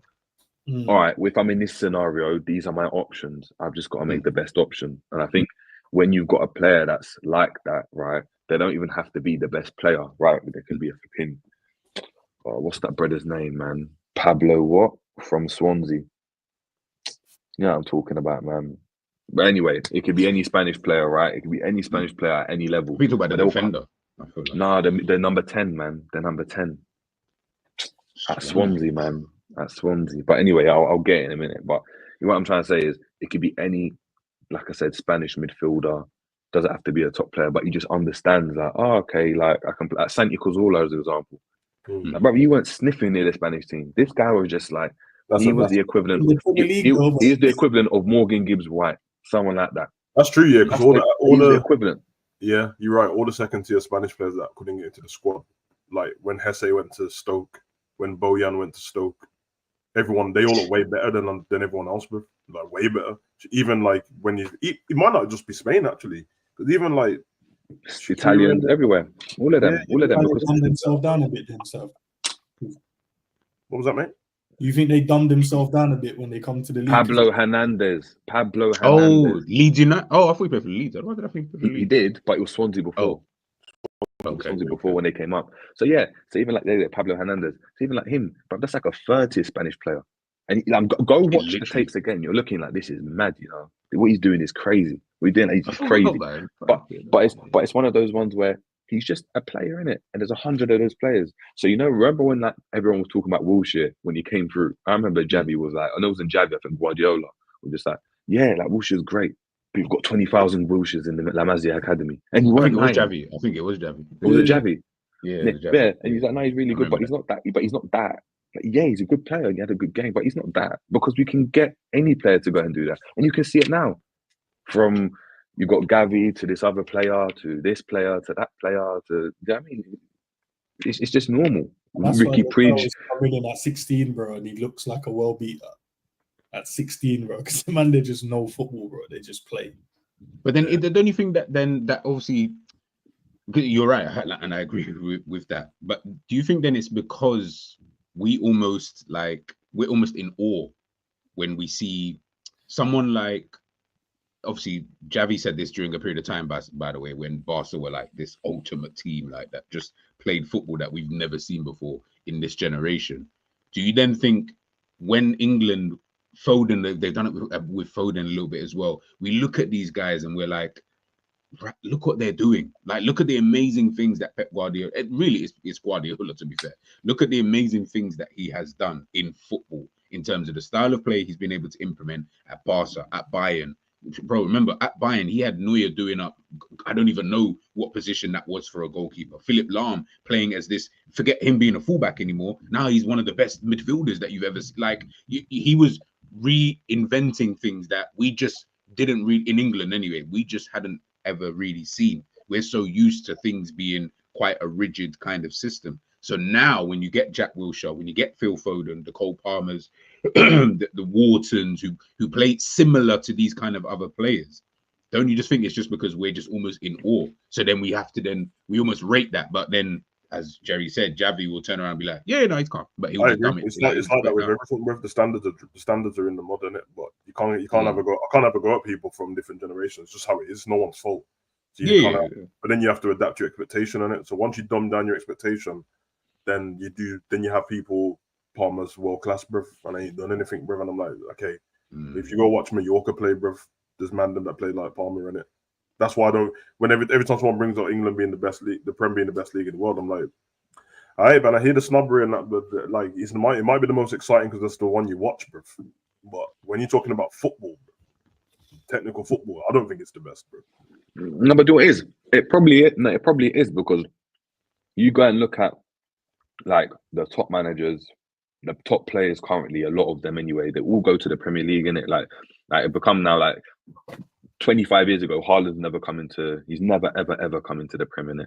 He's never come into the Prem, whereas now you're getting a Haaland into the Prem. So probably is. Problem is the English players aren't a part of it. They're not a part of, like, you're not looking at like Watkins is a Haaland in the league. Like you're not looking at it. Whereas you go and look at Spain, the best player in the Spanish league is Spanish. Or was, innit? Like, or you had Messi, but he came through the academy, innit? So it's a bit different. But you see my point. You go into the German league at one point, like, the best players are German. In the UK, you're not getting that. In England, you're not getting that. Yeah, the best player in England right now is not English. He's not. They're not. They're not even top 10. They're not even top 10. They're not even top 10. If you had to just look at all positions and we're not focusing, they're not even top 10. Yeah, it's mad, man. Because when I take away the big games in the Prem, and they're dwindling down as well. Like now, Man U and Spurs, and that don't feel like a big game, and I don't even know why we rate it as such, because Spurs don't win shit. They're nobody, blood. So when I look at that, and then I watch the league and I watch the Italian league, I'm like, bro, this is not. And it's not. Everyone's got a choice. There's no actual right. There's no right answer to it, and it's all subjective. I don't think the Prem's the best in the league in the world, and if you have most people have an emotional connection to the Premier League if they support a Premier League team. That's that's the reason why it feels like the best in that. You know what I mean? That's the same thing if you watch a different sport. When you first watch the sport, it's just a sport, and I'll miss it. I don't care. And that. As soon as you get a team and you're emotionally invested, it's the best all of a sudden. And that's what I think. When I'm watching the Ballers, though, I'm like, nah. I watched even when you beat Deportivo the other day and Real Madrid beat them the week before. I saw players on them teams balling out, bro. So it's one of those, man. It's one of those, man. But guys in the chat, before there's a couple more points. Just before we head out, I put a question in there. Outside of Mbappe, Vinny, and Haaland, name 5 world-class players that you guys would deem world-class today. I'll get the guys' opinions on that in a sec. Go through a couple more questions and then we will head on out of here. But honestly, man, I feel like every time England lose a game, or just not really, I guess, play to the standards that I guess we as fans think they should be playing to, I feel like this conversation that we've been having today, this morning, one, I don't think it happens a lot. We have it, like us all here have this conversation a lot. I just don't think it's a conversation that I see a lot around, because as Jerry said earlier on in his when he was speaking, when you have a manager like Gareth Southgate who does what he does, gets as far as he has gotten to, and man are still not happy with it, which by the way is absolutely fine. If you're not happy with the football, you don't have to like the football. But when he does what he does, and then you get a manager like Carsley who then does what he does last night, I almost feel like, I'll be honest, it's kind of, you're stuck between a rock and a hard place for any England manager then, because it's like you don't like the boring football, you don't like the attacking football. So what do you like? do you know what I mean? Like, I'm almost like, so what are people gonna like? Listen, obviously we're just we were just analyzing the game in itself and talking about players' positions, why certain players are not doing X, Y, and Z. Fair enough, right? And that's just the analysis part. But I feel like the deeper root of this whole thing is what, you know, everybody here on the panel has been saying in regards to England. But I also feel like this has been something that we have seen for about 20 years, is that I almost feel like this is a reoccurring conversation, like a constant conversation. Spain went through this when I was a little kid and I didn't understand what was going on. Spain went through this. My dad always used to talk about Spain being the bridesmaids and that, and I didn't get what he meant, bro. And then I was like, yeah, they don't win much, do they? They don't really do much in that. Now England in Spain have gone and conquered and done everything, man. They did the Euros, World Cup and Euros again, back to back. And now everyone forgets about the bridesmaid period, but they had to go through that period where they were getting humbled, bro. Obviously, none of us cared because we're not Spanish or that, but we're getting mashed up, bro. Germany went through it, and I remember I remember all the talk when Ozil and that was in the youth squad. I remember it when they were doing the build-up thing, and then they ended up great, but won the World Cup, got to another World Cup final. You know but that was basically like that whole team just went into the senior team. And they ended up winning. And the Spain thing is straight across, and that's what it is, bro. And that's why. Really, Carlos is all right because he doesn't care, bro. Like, he's quite straightforward with the way he speaks and that, bro. You get me? So he's just like, well, I'm just going to try it, but I'm not expecting to get the job like that. I'll just fuck it. I'm trying to find the when Spain, that Spanish team, when they won the under-21s, you know, with Thiago and stuff like that. I'm trying to find what year that was. That's 2000. That was 2011, I want to say. I think it might be before that. It might be the year. Is that 2009, 2010? Nah, because they're 2009, they got knocked out in the group stage. The under-21s team? Yeah. No, that was under-21s. I think it was 20. It might have been like 2010. Hold on. Yeah, it was 2012. Yes, after they won. No, 2011. 2011. So this is the team that they had, yeah? I'm looking at all the players that they've got. None of them became starters in their team. But Thiago, they went on to Herrera. Someone else, innit? Yeah. They all play. Oh my goodness, I forgot about Wyman. All right, let me read out the team for you. When you see these players, bro, you're gonna be like, well, with Isco and that, Koke. Yeah. Again, players who never became main players for Spain's Spain senior team. Like Koke never, Isco did he never. Not? Did Koke not? No. Did Isco not? How many caps did they get? No, forget the caps that they got. I'm talking the main Spain team that we know, the one that went back to back. Isco, no. Koke, no. And them were too young, though, innit? Because if that's that's what I'm saying. Is like after that point. Remember, there was a point where Spain were in this bubble of like being the best team and, you know, the best nation and rare tear. And what you guys are talking about, tier of players, those tier of players considered players like Isco when he was at Malaga doing his thing, then moving to Real Madrid. Koke obviously still doing his thing at Atletico Madrid. These are still considered to be top players. Like we thought they were good. The Santi Gazul, we thought all of these. He wasn't in it, but we thought all of these players were good. Them man who are not getting a sniff. Juan Mata is just about one of the players on this list, and David Silva, who are the only players who are like getting a sniff, but not even getting a sniff. Like Mata didn't get a sniff. David Silva. No, Mata played in the final. To be fair, he played in the final of the 2012 Euros. Oh yeah, he did. Remember when he bagged that goal? But again, he wasn't a main player in the team. He was just. Their man got trophies. Their man got trophies via the bench, blood. Yes. That's it. That was kind of where I was headed. Is like.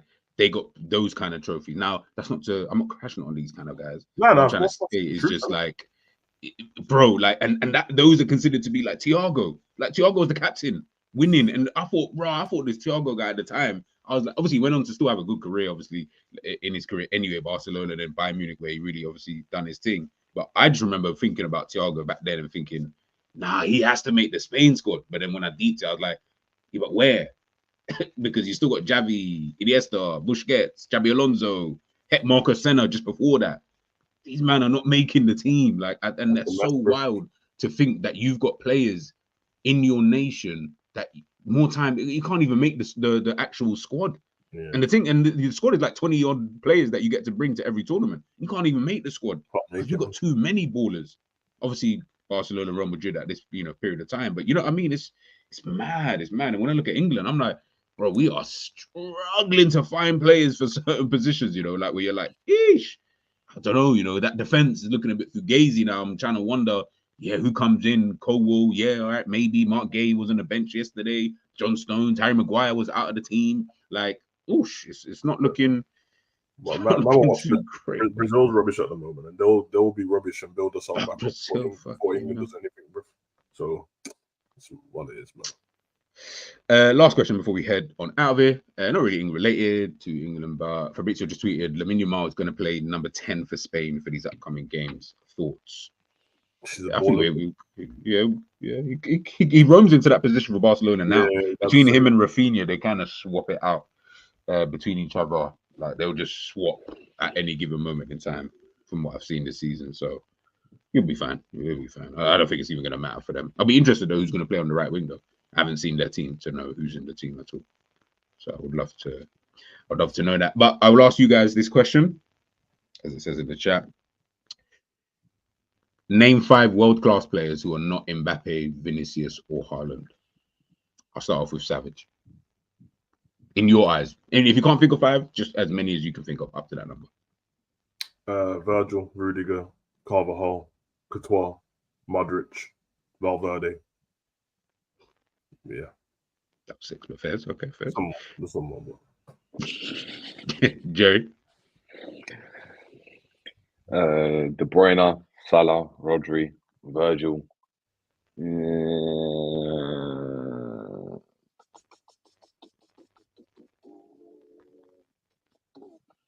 Tough, innit? Yeah, just pick goalkeeper. No. Look, I don't want to say the same players as him, innit? I don't want to say the same players. That's why I'm I could. Pick Alisson. Alisson, of course. Yeah.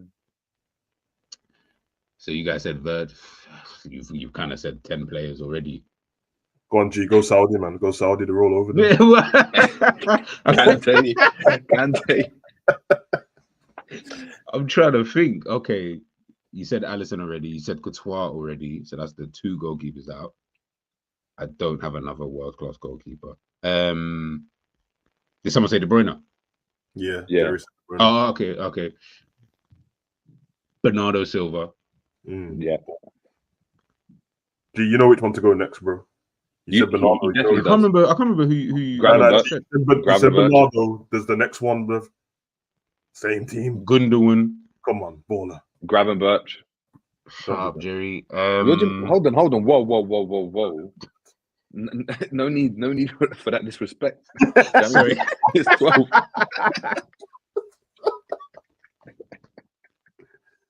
I apologize. No, fuck you, man. Fuck your show as well, man.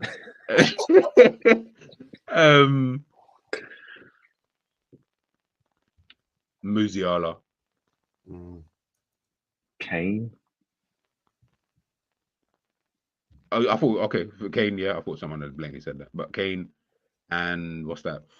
3 or 2 more. Fucking hell. Bellingham. Not yet. I think he is. I think he is. That's my. I wouldn't have him up there yet. Yeah, that's but my if guy. you want to put him there, he's the closest on the cusp of his. Yeah. Do you know what it is? He's got that gene where he's a decider, innit? He can decide games. I love it. That's my guy, but I try to be. And that's why I put him in there, because he's the one that when you're looking at that England team, he's the only one that was going to do something. He might be the funniest footballer ever, bro. Like this geezer, me and Denzel saying yesterday, he runs around sunning man like it's Saturday League, bro. So disrespectful, bro. Man moving like he's 47, bro. Tapping man on the back of the head and that, bro. Just got, bro. Man, Salah. I said him. Saka? No. No. Wharton, Kobe Mainu, Seydorf. You just got to start for. Honestly, I'm actually really struggling. No, but we said 15 now. Because you know why? Because I see, obviously, Steve, you put the Yamal, yeah. I almost feel like with him, you're in the Bellingham category of you are literally on the cusp, and purely because you've only had one season of this. Yeah. I agree. Give me the rest of this season, I will throw you in there. He's one of them ones that I will allow everyone to go. Yeah, we know. Yeah, if you put him I just for my own opinion on what I deem to be world class. Technically, by my logic, he couldn't be, because I don't have anybody who has done at least 2 years, and he hasn't done it. So that's what I'm waiting for with Rodrigo as well. When the season's over, bro, he's world class, bro. I already know. He's a baller, man. You know what? He's a baller, but I don't know if he's world class. Though, yeah, I don't know. That's what I said. I just said after this season. Okay, fair. He's that, bro. Because he was on the cusp for ages, and trying to get into the squad and all that. Last season he was cold, bro. And you gave him another season this season, and that. He wasn't a bit part in winning trophies last season. He was the part, bro. You get me? I feel like you have to get through. That's what I'm saying with Palmer as well. You have to get through that stage. But yeah, man, End's gonna struggle with this with the players that we picked. Oh, bro, as in how many I got left? I got one. Sorry, left. guys, man. We didn't naming 5. So you got to name 5 world class players, and obviously you can't name the players that we've already just named. So yeah, I've got one more left, and I am struggling for a name right now. So you know what? I'm just gonna say Yamal just for the sake of it, but. Yeah, that's a question mark. Who was you said you can't say the names of the guys that's mentioned so far. I guess you might have named the mad ones as well already, innit? So you name players and we'll tell you if we've already said them. Odegaard, you named him? No, I haven't. But I was gonna say yes, yeah. Fair enough, yeah. Odegaard, yeah. You can't name the Saudi man then? You can name whoever you deem to be world class, bro. Kante, Fabinho. No, I think that'll be easy.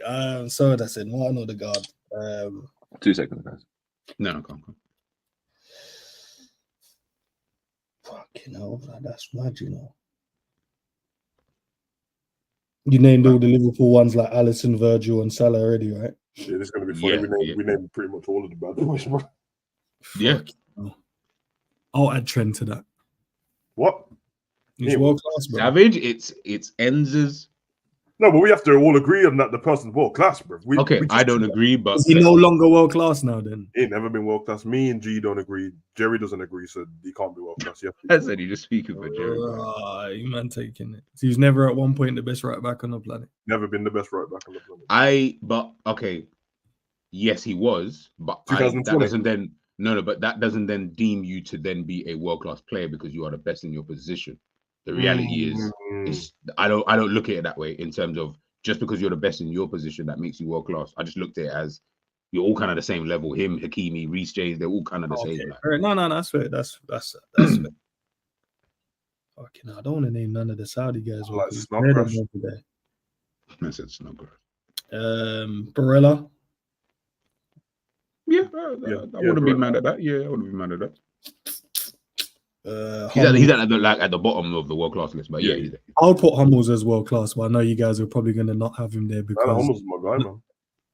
Is he still in the list of defenders where you go right cold, or do you take him last season? Last season he turned back the clock, bro, somehow because he had a great season. Like last season, he had a world class season, bro. That was when they got to the Champions League final as well. So yeah. I will go Hummels. That's fine. Again, he's like Barella. Yeah, at the bottom. He's at the bottom. He's at the bottom. Like you just walked in through the door, kind of thing. Barella's on the creeping up again, and Hummels is on. He'll stay. Now he can just retire as a world class player, but he's never going to be at the highest level. So yeah, I agree. Yeah. Literally that. It's a bit difficult, guys. Nah, bro. Because you done like Kevin De Bruyne's and all these men already in it. Yeah. Bernardo Silva. Yeah. Fucking hell.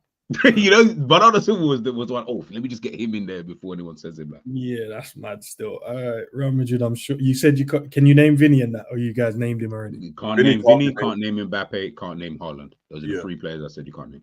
And then anyone else world class around Madrid probably been named already still. So Modric, you probably named. Yep. Tony Kroos is retired. Yeah. Doesn't count. Fucking hell. Messi's still playing, in it. So Messi. Man can't name Messi, bro. I'm not letting you get away with that. No, I'm not letting you get away with that, bro. Now we're not allowed to add. We all agreed that no God tiers, blood. They can't. Yeah, bro. Like, No, come on, bro. Like, is that when you guys are agree? but don't try and add him no, in but you're Cristiano bro. Ronaldo. Like Messi, like that's what like we understand. Like he's a different kind of player. Yeah, you know, like John Wick, they got the high table and that. That's where Ronaldo and Messi and that is. You can't. Okay, Yeah, man. Can't name them kind of players. Man said bigger Javi Simmons, but not a chance. You say what? No, William Saliba. Frankie De Jong. Frankie. I know you rate him. I don't. He is not even. Okay. Listen, I You rate guys can vote that out. Young, but I can't pretend like the last few seasons, like he's so injury prone and that, bro. Like, there's not even been enough football to. I'm not gonna argue. Yeah, exactly. Because I was gonna say the same thing. Because then the same thing would go for Pogba, who I know. Yeah, literally.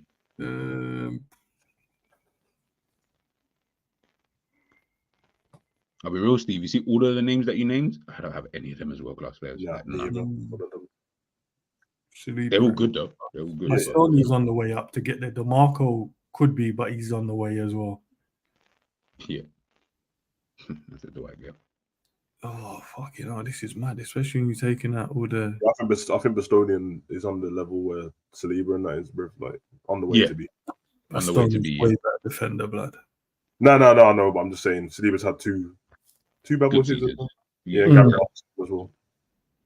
I told you I prefer Gabriel over Saliba. It's not this on Saliba though. I just prefer him. He's a leader as well. Difficult, innit? And this tells you that our list, just in a general sense for us, our list isn't big, but I can guarantee if we ask this question to other people and you told them to do the same thing, there's a lot of players that we've just missed out that a lot of people would have put in. A lot. Yeah, you know Saliba and these men and Saka, Palmer, Declan Rice. Yeah, you know. But I'm not putting none of them guys into my list. You guys can put into your list. I'm not saying anything. Do you know what I'm gonna put? I'm gonna put Pedro in there, but I know he's injury prone. I'm gonna put him in the world class list. Pedro. I feel like it's not as bad as De Jong, but you do fall into that category of it's the injury thing. Injury thing, like you've been injured for a long time. So okay. You're right.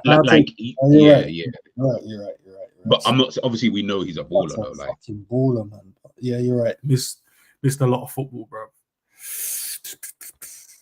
Difficult. If you wanna end it there, you can end it there. How many I got? 2 more left, right? 2 more left, bro. 2 more left. Just 2 players, man. Yeah, but you think of goalkeepers, maybe. Nah, there's only like 2 world-class goalkeepers, bro. Yeah, funny enough, we only picked 2 as well. Courtois and Alisson, isn't it? Yeah, literally. Black was there, blood, but but then he's like, you kind of gone on a bit of a decline. Like, Magnan, what's his name? The French, the AC Milan guy. Shape up. Nowhere near. Yeah. Great shape up though. They'll put him as a world-class goalkeeper. I think he's close, but I don't think he's there yet. Yeah, I don't think he's just like he's a good goalkeeper. Like, top there yet. Defender-wise, there's not. You know what I mean? Man said Kepa. You know, man. Where's Kepa now? Bournemouth. Man, fella. You know about 4 from Grace, bro. Bournemouth. You know. Jesus. That where Kepa is. Yeah. Yeah, we played against him, innit? Yeah. We played against him, bro. You know, you just forget like. Man said Aretha Balaga and that. No one there that I think is good. There. This is good though. I like this because you're right. If we sat back and gave someone else's list to do, they'd pick about 70 players. Bro, the list would be so endless. Like, might have to do world-class draft again, boys. Yeah, we might have to, bro. No, he's not there. AC, no. Man like William Hill. You picked Rudiger, innit? Yeah. Yep. Yeah. Savage said him first, but yeah, Rudiger is world class, man. Carvajal picked already. Yep. Okay, fair enough. Okay, nah, Trent's gonna go there and take the world class man spot, and Trent ain't world class. I hear it, man. If he does that, then you can be. Yeah. Alexander, yeah, you're right. I think Mac has to do something with Liverpool now on the biggest level to get to the world class. Because obviously, if you do the trophy thing, you can call him out. It's got Copa America, it's got the World Cup and all that. But do so. Yeah, he has to do something club level now and then. That Robbo's got the same Trent thing. Robbo's got the same thing as Trent. Yeah, Robbo has been. He's been up there 2-3 seasons with that, but not anymore. Yeah, not anymore. Let's go. Lam still plays, isn't it? Who? Lam. Sorry. Not like Kimmich. Sorry. I said bro. I was about to say, I was so confused. I was like, Lads, no, it's the regen guy, man. Sorry, man. Kimmich. You can, yeah, he'll be like in the Barella thing. I think you're like, you're just, you're in there, but you're like that. Enzo's struggling yet to dip into Kimmich in them. Bro, I'm telling you. On the Robbo one quickly though, yeah. Can you lose world class status though? If you're truly world class, can you lose it? Because I don't look at like, you know, if like Salah just like, I'm never gonna look at like De Bruyne and think, oh yeah, he's not world class. Even if I agree. Modric ain't starting like that, but he's still world class to me, innit? Yeah, you're right. If we're saying Robbo was world class for a consistent amount of years, Robbo was still world class. Robbo depends on how long you guys thought he was consistent for, though. In a world class state. I thought 3 years for sure. I had him at like 1.5. I feel like the rest was like 1.5. Yeah, I never 1.5, blood. Yeah, what? When was that then? When just had the one. Yes, really the 18, 19. I'll give him 2 years. 18, 19, 19, 20. After that, I've not looked at Robbo as like a walk. That's fair enough. But if you want to put him in there, then yeah, you can put him in there. No, man said no, bro. I can't hear it, man. What about Goretzka before he jumped off cycle blood? Because when he was on the steroids and that, he was good, man. You weren't though. One season though, innit? You're talking Schalke times. You're talking when he was on the asthma pumps and that, brother, and the steroids. Nah, it's not well. Elise is not well class. Lewandowski. 100%. Yeah. 100%. 100%. Bro, fucking hell, that was hard. Especially you guys took all the man them out of there as well, bro. Nah, it just proves though, man. I put Kante in there, you know, after his Euros. Kante's definitely world class. No, he is, but I tried not to use the Saudi guys in there. I was trying to just keep because everyone's there. And Benzema there, Fab's still there. These man, Neymar's there. Fucking hell. Messi's world class, of course. Yeah, I couldn't use him. We're not naming him. You can't use them. Yeah, I would have used him and Ronaldo. Bro, that's cheating, bro. Because what Messi, Ronaldo, like, bro. Trent was world class in 2000. Trent was never world class in 2016. I don't know where you got that from. 2016? What, when he was a skinny looking twig and that? Nah, Trent was never that, bro. 2020 is when his highest Ballon d'Or finishes 22nd.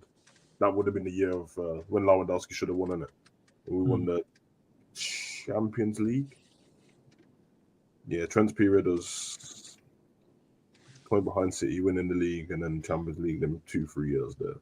Trent was cold. Difficult. Like from a consistent level, man. Especially the season when him and Robbo was competing about assists, but he was moving crazy, blood. Yeah. Frankly, for Trent, you see that season, our terrible season, that 2022 one, when we were scraping. Luckily for Trent, he inverted to in the last 10 games because he was terrible, blood. He was ass, bro. He decided to stop running a lot of them games. The worst things I've ever. Bro, I'm talking about the worst performances I've seen from a right back, blood. He was just like, I'm not running after that, bro. Yeah, blood. But yeah, not everyone makes our world class level, man. Stevie just got an encyclopedia. Man said Zaya Emery and that blood. These men have to do something, bro. Bro, so you just naming players now, bro. Man said Elise, Grimaldo. Now Grimaldo is Rogers. Morgan. These are the kind of players you're gonna have to stop throwing in, bro. Like Lautaro Martinez. I was thinking to add him as well. Oh, that's my enemy, bro. It's my enemy. I can't stand. Yeah, would you mind saying McAllister's world class? We were saying he needs to win something with the club. He needs to do something with Liverpool, man. If he wins any of the big trophies, he goes straight into world class. Yeah, I mean he's got the World Cup and the Copa America in it, so do something. Yeah, club level in it. So if he wins like a Premier League or a Champions League, bro, there's no. He has to go straight in there. Is Foden? Well, nah, does Foden. Yeah, nah, it does, G, man. They're talking. I don't know, man. I don't look at McAllister and think you're a world-class midfielder, and I can't see how winning something would change that. I think maybe more But context. I hear what you guys are saying. But maybe more context to the winning stuff on it. So being a bit part player and winning stuff compared to being the guy and winning stuff, two different things, isn't it? Maybe. Okay, yeah. For example, if actually I don't want to mention this guy's name because the band them already loses, but certain Liverpool players have a great season now and then win everything. That's a good season. Then I mean some man might go into that. Well, like Nunes. Not Nunes. Not Nunes. Why is he in the discussion? Why did you have to bring him into this? It's such a nice discussion as well. No, he said the Liverpool players, bro. I was on about the other guy, bro. I definitely wasn't on about. I tried. No, we said if the Liverpool man them go on and win, have a great season, win everything. What Liverpool player do you think, if they had outside of McAllister, as he said, if they had a good season, who's not world class, would fall into that category? Well, won everything this season. I think Gravenberch can never, bro. You can't. One season cannot define you as a. I can't define you. I think if Gravenberch would have won everything this season and then went into next season had another great season because it seems to be. Then yes, I'll throw him in straight away. I'm never gonna go in one season. Never gonna go one. I'm doing what everyone else does, man. Just throw him in there. This one season too. And that's why I had the difference between McAllister and Gravenberch because obviously McAllister's already won the World Cup. What about Konate then? Would Konate be world class if you win everything this season? Yeah. How about Diaz, my guy? No. Yeah. Always. Why not? Oh, gee, blood. No, bro. You know because I don't. Dad right now as well. You know, like. Yeah, well, listen. Go somewhere and keep safe. No, I don't think. Keep safe. I don't think Diaz has had a consistent season at all for Liverpool. Yeah. So no, he hasn't. What are you rating? What, just this one season? He hasn't even had a consistent way he's played a whole season. He ain't had one whole season for Liverpool. No, that's man are telling me Gakpo should play. Like, is that world class? Like, I don't know. Like, it's a bit of a madness. The thing is, no one should ever get offended by the players in that because it just shows what the world class level should be. It should be the highest tier, apart from the highest. Like, bro, like if you're not on there, it's nothing to be. It's not disrespectful. If you're on the tier just below, that's a great thing, bro. And you might finish your whole career in the tier below as well and still win big trophies. We should have like Rodrigo de Paul's not world class, bro. He's shit. Do you think we should... Sorry, Saf. No, I'm just saying, like, there's certain man like that, like, oh yeah, I'll put Martinez up there actually, but there's certain man like Thingy, Rodrigo de Paul, shit player, but he's won everything with Argentina. Do you think we should have like, I don't know, maybe like a 10 objectives you have to tick off as a player to then? There needs to be some criteria, bro. That's all I know. There needs to be something. I feel like because we can pick and choose the players based on. We could make one to do a stream on that. Should we make one, bro? I think we should make one. But the thing is, it has to be a bit malleable though, because you know, like if you say you had to have won something like this, right? Like, you can't. There's certain players that are like, you know, they're so good even though they didn't win, they just go into world class. Like Kane, like Kane or even like a Shearer, innit? Like the amount of goals he got. Yeah. Okay, that will be in the criteria. Then you'd have to have if because we can be contextual in a stream because we're all there. So we'll look at what team you played for and all that and go, okay, what did you do on an individual level? Did you manage to do this? Kane's the flipping top goal scoring in every fucking season. Shearer's so that might count. I agree with that actually. And then the time is a mad one. Because I know that was G's problem just when it's picking for the one season. If it's world class, it probably should be 3 seasons? 2 at least. I mean, 3 is a perfect number for me, boy. 3 is perfect. Man don't want to hear 3. Like, all right, cool. But let's say, you see if that Suarez, went and after his 2 seasons at Liverpool never played football again, right? Or you take his last season at Liverpool and the next season at Barca, or even like just 1 season, like, and he never played, kicked the ball ever again. Would you look at that and be like, yeah, but he's not world class because he didn't do it long enough? You have to base it on how long. No, but that's where the context comes into, because Suarez was only world class for 1 season at Liverpool. Then he went on to then be what he was at Barcelona. So let's just say he was world class before the season before, not because he was there for free. You don't think so? Even in Europa, what he was doing, fair enough. In that last season, that's where he was a truly world-class player because of the things that he was doing. I'm not saying, yes, he wasn't doing some of the stuff before. It just was never, ever He didn't consistent. even need the team to win the game, lad. That's how bad it was, bro. This man he didn't even that last season, bro. No, but come on, bro. No, like, but that for me is like ridiculous. Best in the world, isn't it? That's like for me, when Suarez was that season, he was the best in the world. I didn't want to hear any of it. But I'm saying even the season before that, what he was doing for Liverpool, like the Europa League, I remember like first game of the season, I think he scored a free kick against Thing, and then he scored the two free kicks in the Europa League. Do you remember, like in the game? Yeah, but the game? Yeah. I'm looking at that and I'm like, brother, like this brother's world class, innit? The next season after that for me, I'm like, bruv, this player is the best in the world. He's the best player I've ever seen. That's what that level was. I hate, like, you know what? If you want to put it in there, you can. For me, I just never looked at him in that prior season and said, if you obviously, I'd have to go back and check, but I'm sure with all the players that were around, he would have been very low down on the list of world-class players at that period of time in that season. If I just took that one season and said, just pick world-class players, from what I can remember of the players who were about. The following season, though, yes, you're 100% right. That's why I looked at him and I thought, boy, you're definitely top 3 players in the world right now. Do you get what I'm trying to say? But again, it just kind of depends. But if you just took those 2 seasons, as you said, last season at Liverpool, first season at Barcelona, bro, context will tell you that, yes, he could have just retired there and he would have been considered a world-class player just off those. But that's when you're talking about, man had to be phenomenal, like beyond like whatever the criteria is, you just smashed it. Like we don't even care about the other boxes that you have, because he didn't win anything at Liverpool other than a League Cup in 2012. Do you know what I'm saying? So it's not like he was bringing up trophies, so we'd have to dash the trophies away for Liverpool and just talk about the Barcelona period. So you're saying Coutinho world class? Who, Coutinho? Yeah. How many good years did he have? Yeah. At the top level for Liverpool? 1.5. See, I think he was good. The January he came in, I think he was good. I think he was always good. No, but Jerry, world class. The January he came, he wasn't world class when he came in. Like, but you know, if you're good consistently, does that not put you into world class because it shows your consistency? That what we like, no, because you can be good, but then you're gonna go up a level. Like you went up a level. Isn't that not what we're going to use with Kane though? Because he was consistently good. Yeah, exactly. I think Coutinho, the season, Kane was world class, but like he was literally the best. Like, we don't need you shouting at us, bro. We know he was world class. But this is the point. But because it's like you're changing the goalpost. Do you think Coutinho had any world class seasons after Liverpool? I think he struggled to kind of make a stance in the Barca team. He was really good when he went on Bayern to loan, though. On loan, he won the Champions League there, innit? I don't think he was good at Bayern though. He was, man. He was. If you I think you might need to go back and check his thing. I don't think he was. No, pay attention to him, bro. Because I'm with you. I didn't think he was bad. I just thought he was good at Bayern.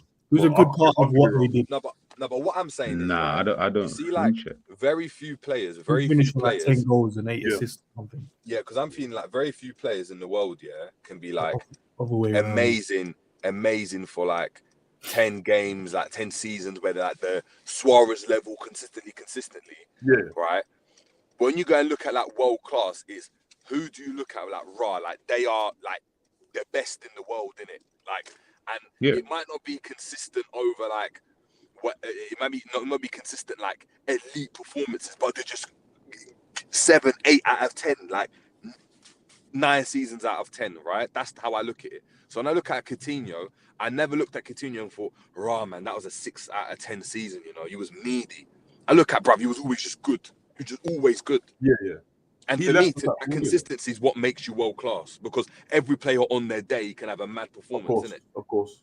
17, 18, he left, didn't it? Halfway through. Yeah. And I think the season before that, he was definitely. I think the season before that, he was. Yeah, and that's what I said. Yeah, the season before, he was definitely world class. Finished the point behind City, innit, with Brendan. Yeah, but I think you can be good, but just because you're good, that doesn't put you in a bracket with the other world class players. But if you're consistently good, then it does. How? That's what I'm trying to say.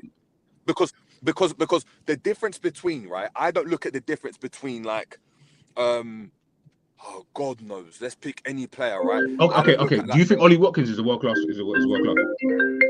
Huh? No, it's not. Does anyone think Ollie Watkins is world class? No. No, because I think with strikers it's always a bit different, isn't it? Because you're ranking it based on goals a lot of the time, isn't it? So when he's obviously, if he has another few seasons where he's getting 18, 19, 20 goals, then yeah, we'll have to have that discussion. But I'm not looking at it like that. But what I'm saying But I'm sure he's had about 2 seasons, if not 3, where he's scored quite a. I'm just asking. No, it's definitely last season and the season before that he got like 13 or 14 goals, isn't it? So he done all right. But what I'm saying is, but I know last season he done well. But what I'm trying to say is, for me, like obviously as a striker is different, but as players, right? Like as a player, like when I look at like obviously Virgil van Dijk or Thiago Silva or these people that I'll call world class, it isn't that every game they played was mad elite and it was like an equivalent of a 30 goal a season, 30 goal season for a striker. What it was though is that they are good consistently. Like when I look at Erdegaard, I never look at him and I'm like, bruv, you're dead, right? Or you're poor. Or I never looked at Coutinho and thought you're poor. But like at Adam Lallana, right? There was days where I looked at Adam Lallana and I was like, Dad, this guy's unreal. This guy's a baller. But in the next game, he's pants. Yeah, and I think that's the difference. So when you're looking at world class, it's how consistent you are, as opposed to like, obviously there's a difference in ability as well. But like Cole Palmer ability is nuts, isn't it? Cole Palmer ability is nuts. But I want to be able to see how when I look at you, are you good 9 times out of 10? And if you're good 9 times out of 10 for me, then you become world class, as opposed to like, it's like, do you know what I mean? As opposed to like intangibles, like, I think he's got more ability than this person, if that makes sense. Because then Salah, like I don't look at like Suarez for me has more ability than Salah, but like Salah's world class because he's good 9 times out of 10. I know we nitpick on him, but he's good 9 times out of 10. He's just good. Whereas I don't know, like a Watkins, exactly like a Watkins or Sancho. Sancho's a great example. Sancho's not good 9 times out of 10. Sancho ability is mad. But Sancho's not. He can't go from 7 out of 10 or 8 out of 10 to the next 8 out of 10 to the next 8 out of 10 to the next 8 out of 10. It's like 9 out of 10, then he goes back to a 2 out of 10. Then he's not in the team, and then he comes back in the team. And I think that's why he's not at the level of like a Salah or them man there. Like Yamal's the one when I look at him. Like, that's why you wouldn't have a thingy in it. That's why you would have different. Yeah, no, we do the show, bro. I think it's a bit cold. You should do the show, man. We should do the show. And then you've got obviously world class. You've got world class ability, and then you've got just being a world class player. And the world class people with the world class ability are the people like that show it on a certain occasions of that, and then just dip off for the rest of the season. You don't see them doing anything. And they're the ones that you heard commentators on the day go, "Oh, it's world class." Bro, 10 games after, but you ain't hear the commentator speak about man again, blood. You get me?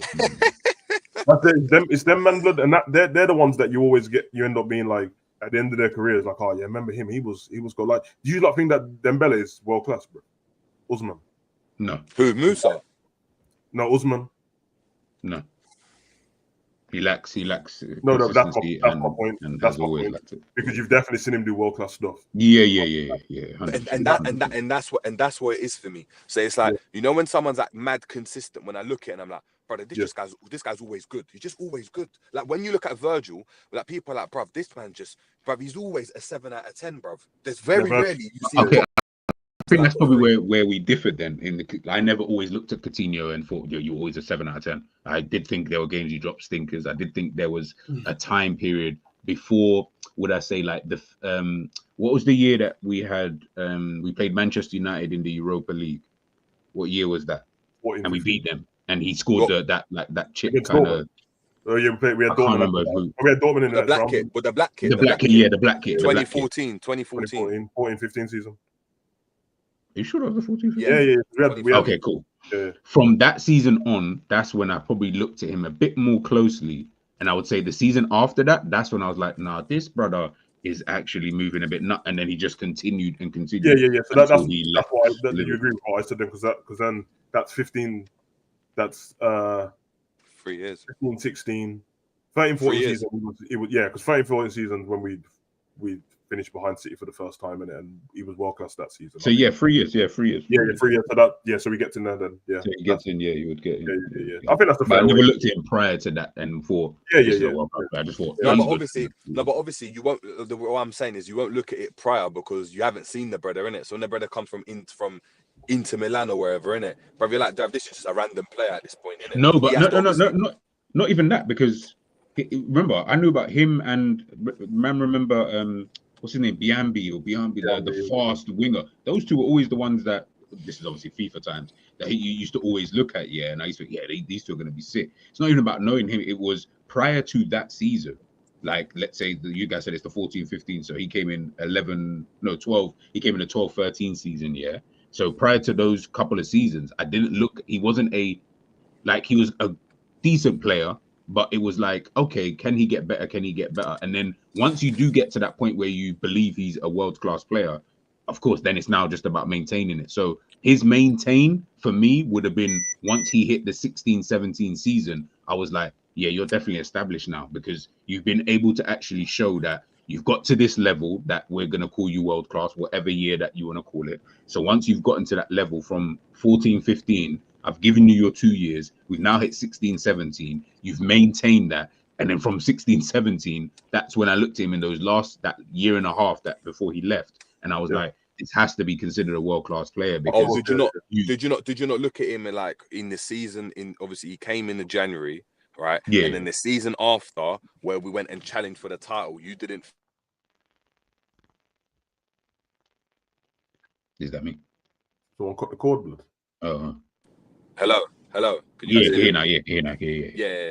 I was saying you guys didn't think in that season that this guy is on a mad level, that's a world-class level. I'm not saying he's a world-class player, and then since then you were just mad consistent. Because that's how I felt. I said even the season after where things were trashed with Brendan Rodgers, I thought he was still good. I'm with you. That's very good. I looked at him and I was like, I didn't think he maintained the level in that season. I'll be honest. I didn't look at him in that season because that's the season I expected him to maintain a level. Ain't that the season where he ended up on crutches? Ain't that the one when he got injured?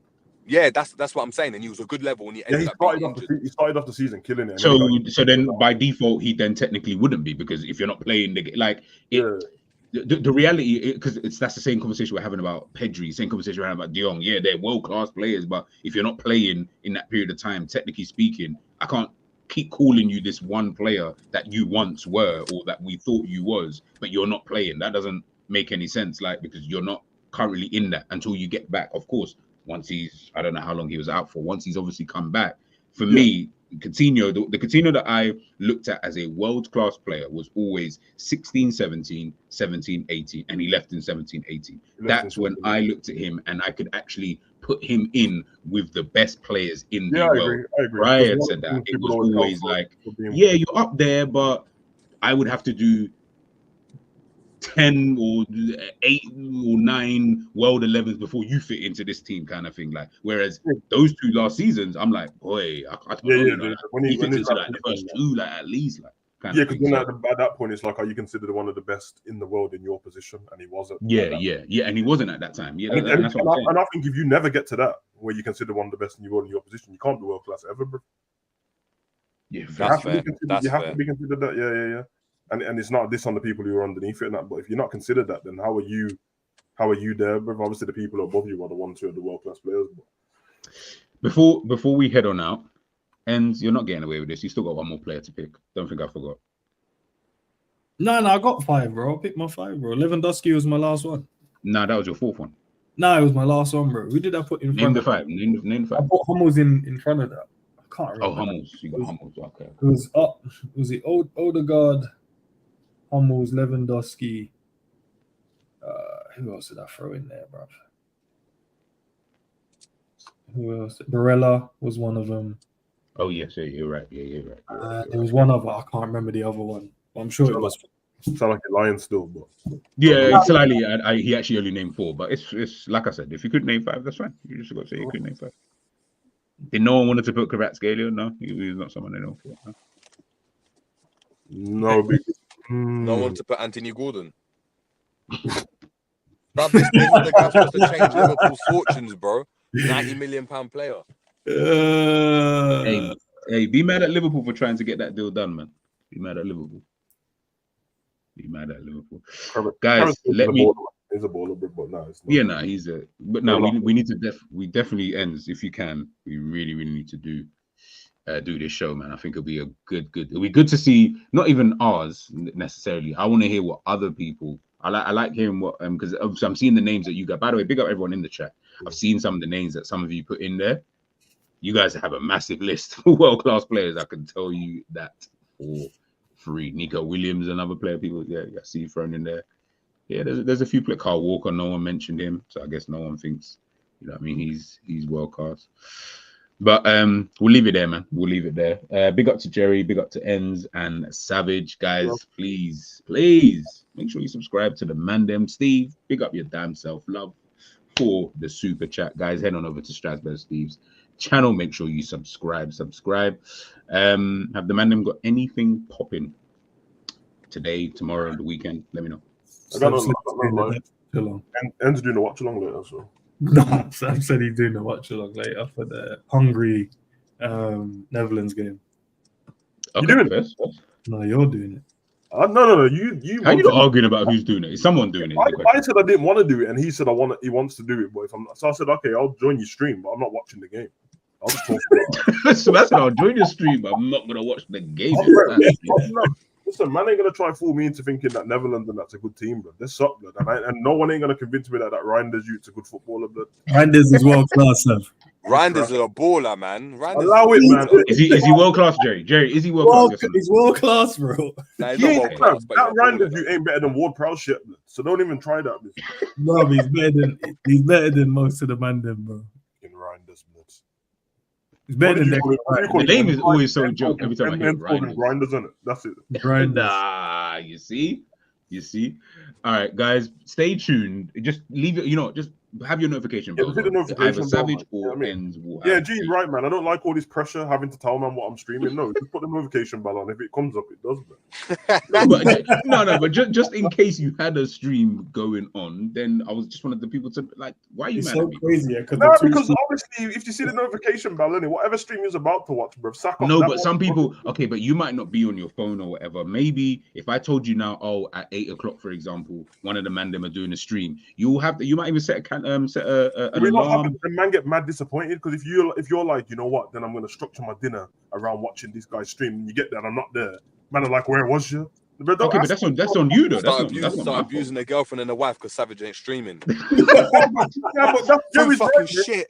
Man, them know, blood. Like, you're ready to do something and that, and then you go in the kitchen, your missus grab your piece and that, blood. All right, well, that stream's over, blood. I got to deal with my missus. All right, guys, just keep your notification bells on. I'll just say that. Literally, we done 2 streams, G, and the 2 of them were just impromptu, but there was no planning, brother. In the watch along and the one this morning, they were just like, yeah. See what I'm saying, blood? Let man be spontaneous. Free Kwanzaa every time, blood. Say no more. Guys, big up everybody. Love to everybody who's tuned in today. Watching us on the replay, plays. Make sure you do smash the like button. And also, if you are watching this on the replay, and by the way, everybody who's still in the chat as well, leave your 5 world-class players, and you cannot name Mbappe, Vinicius, or Haaland. Let me know in the comments. I'll reply back to everybody. I want to see what everybody's list is looking at. In fact, just for good measure, you cannot include Rodri or Kevin De Bruyne as well into the list. Let me know your thoughts. Catch you guys another time. Peace.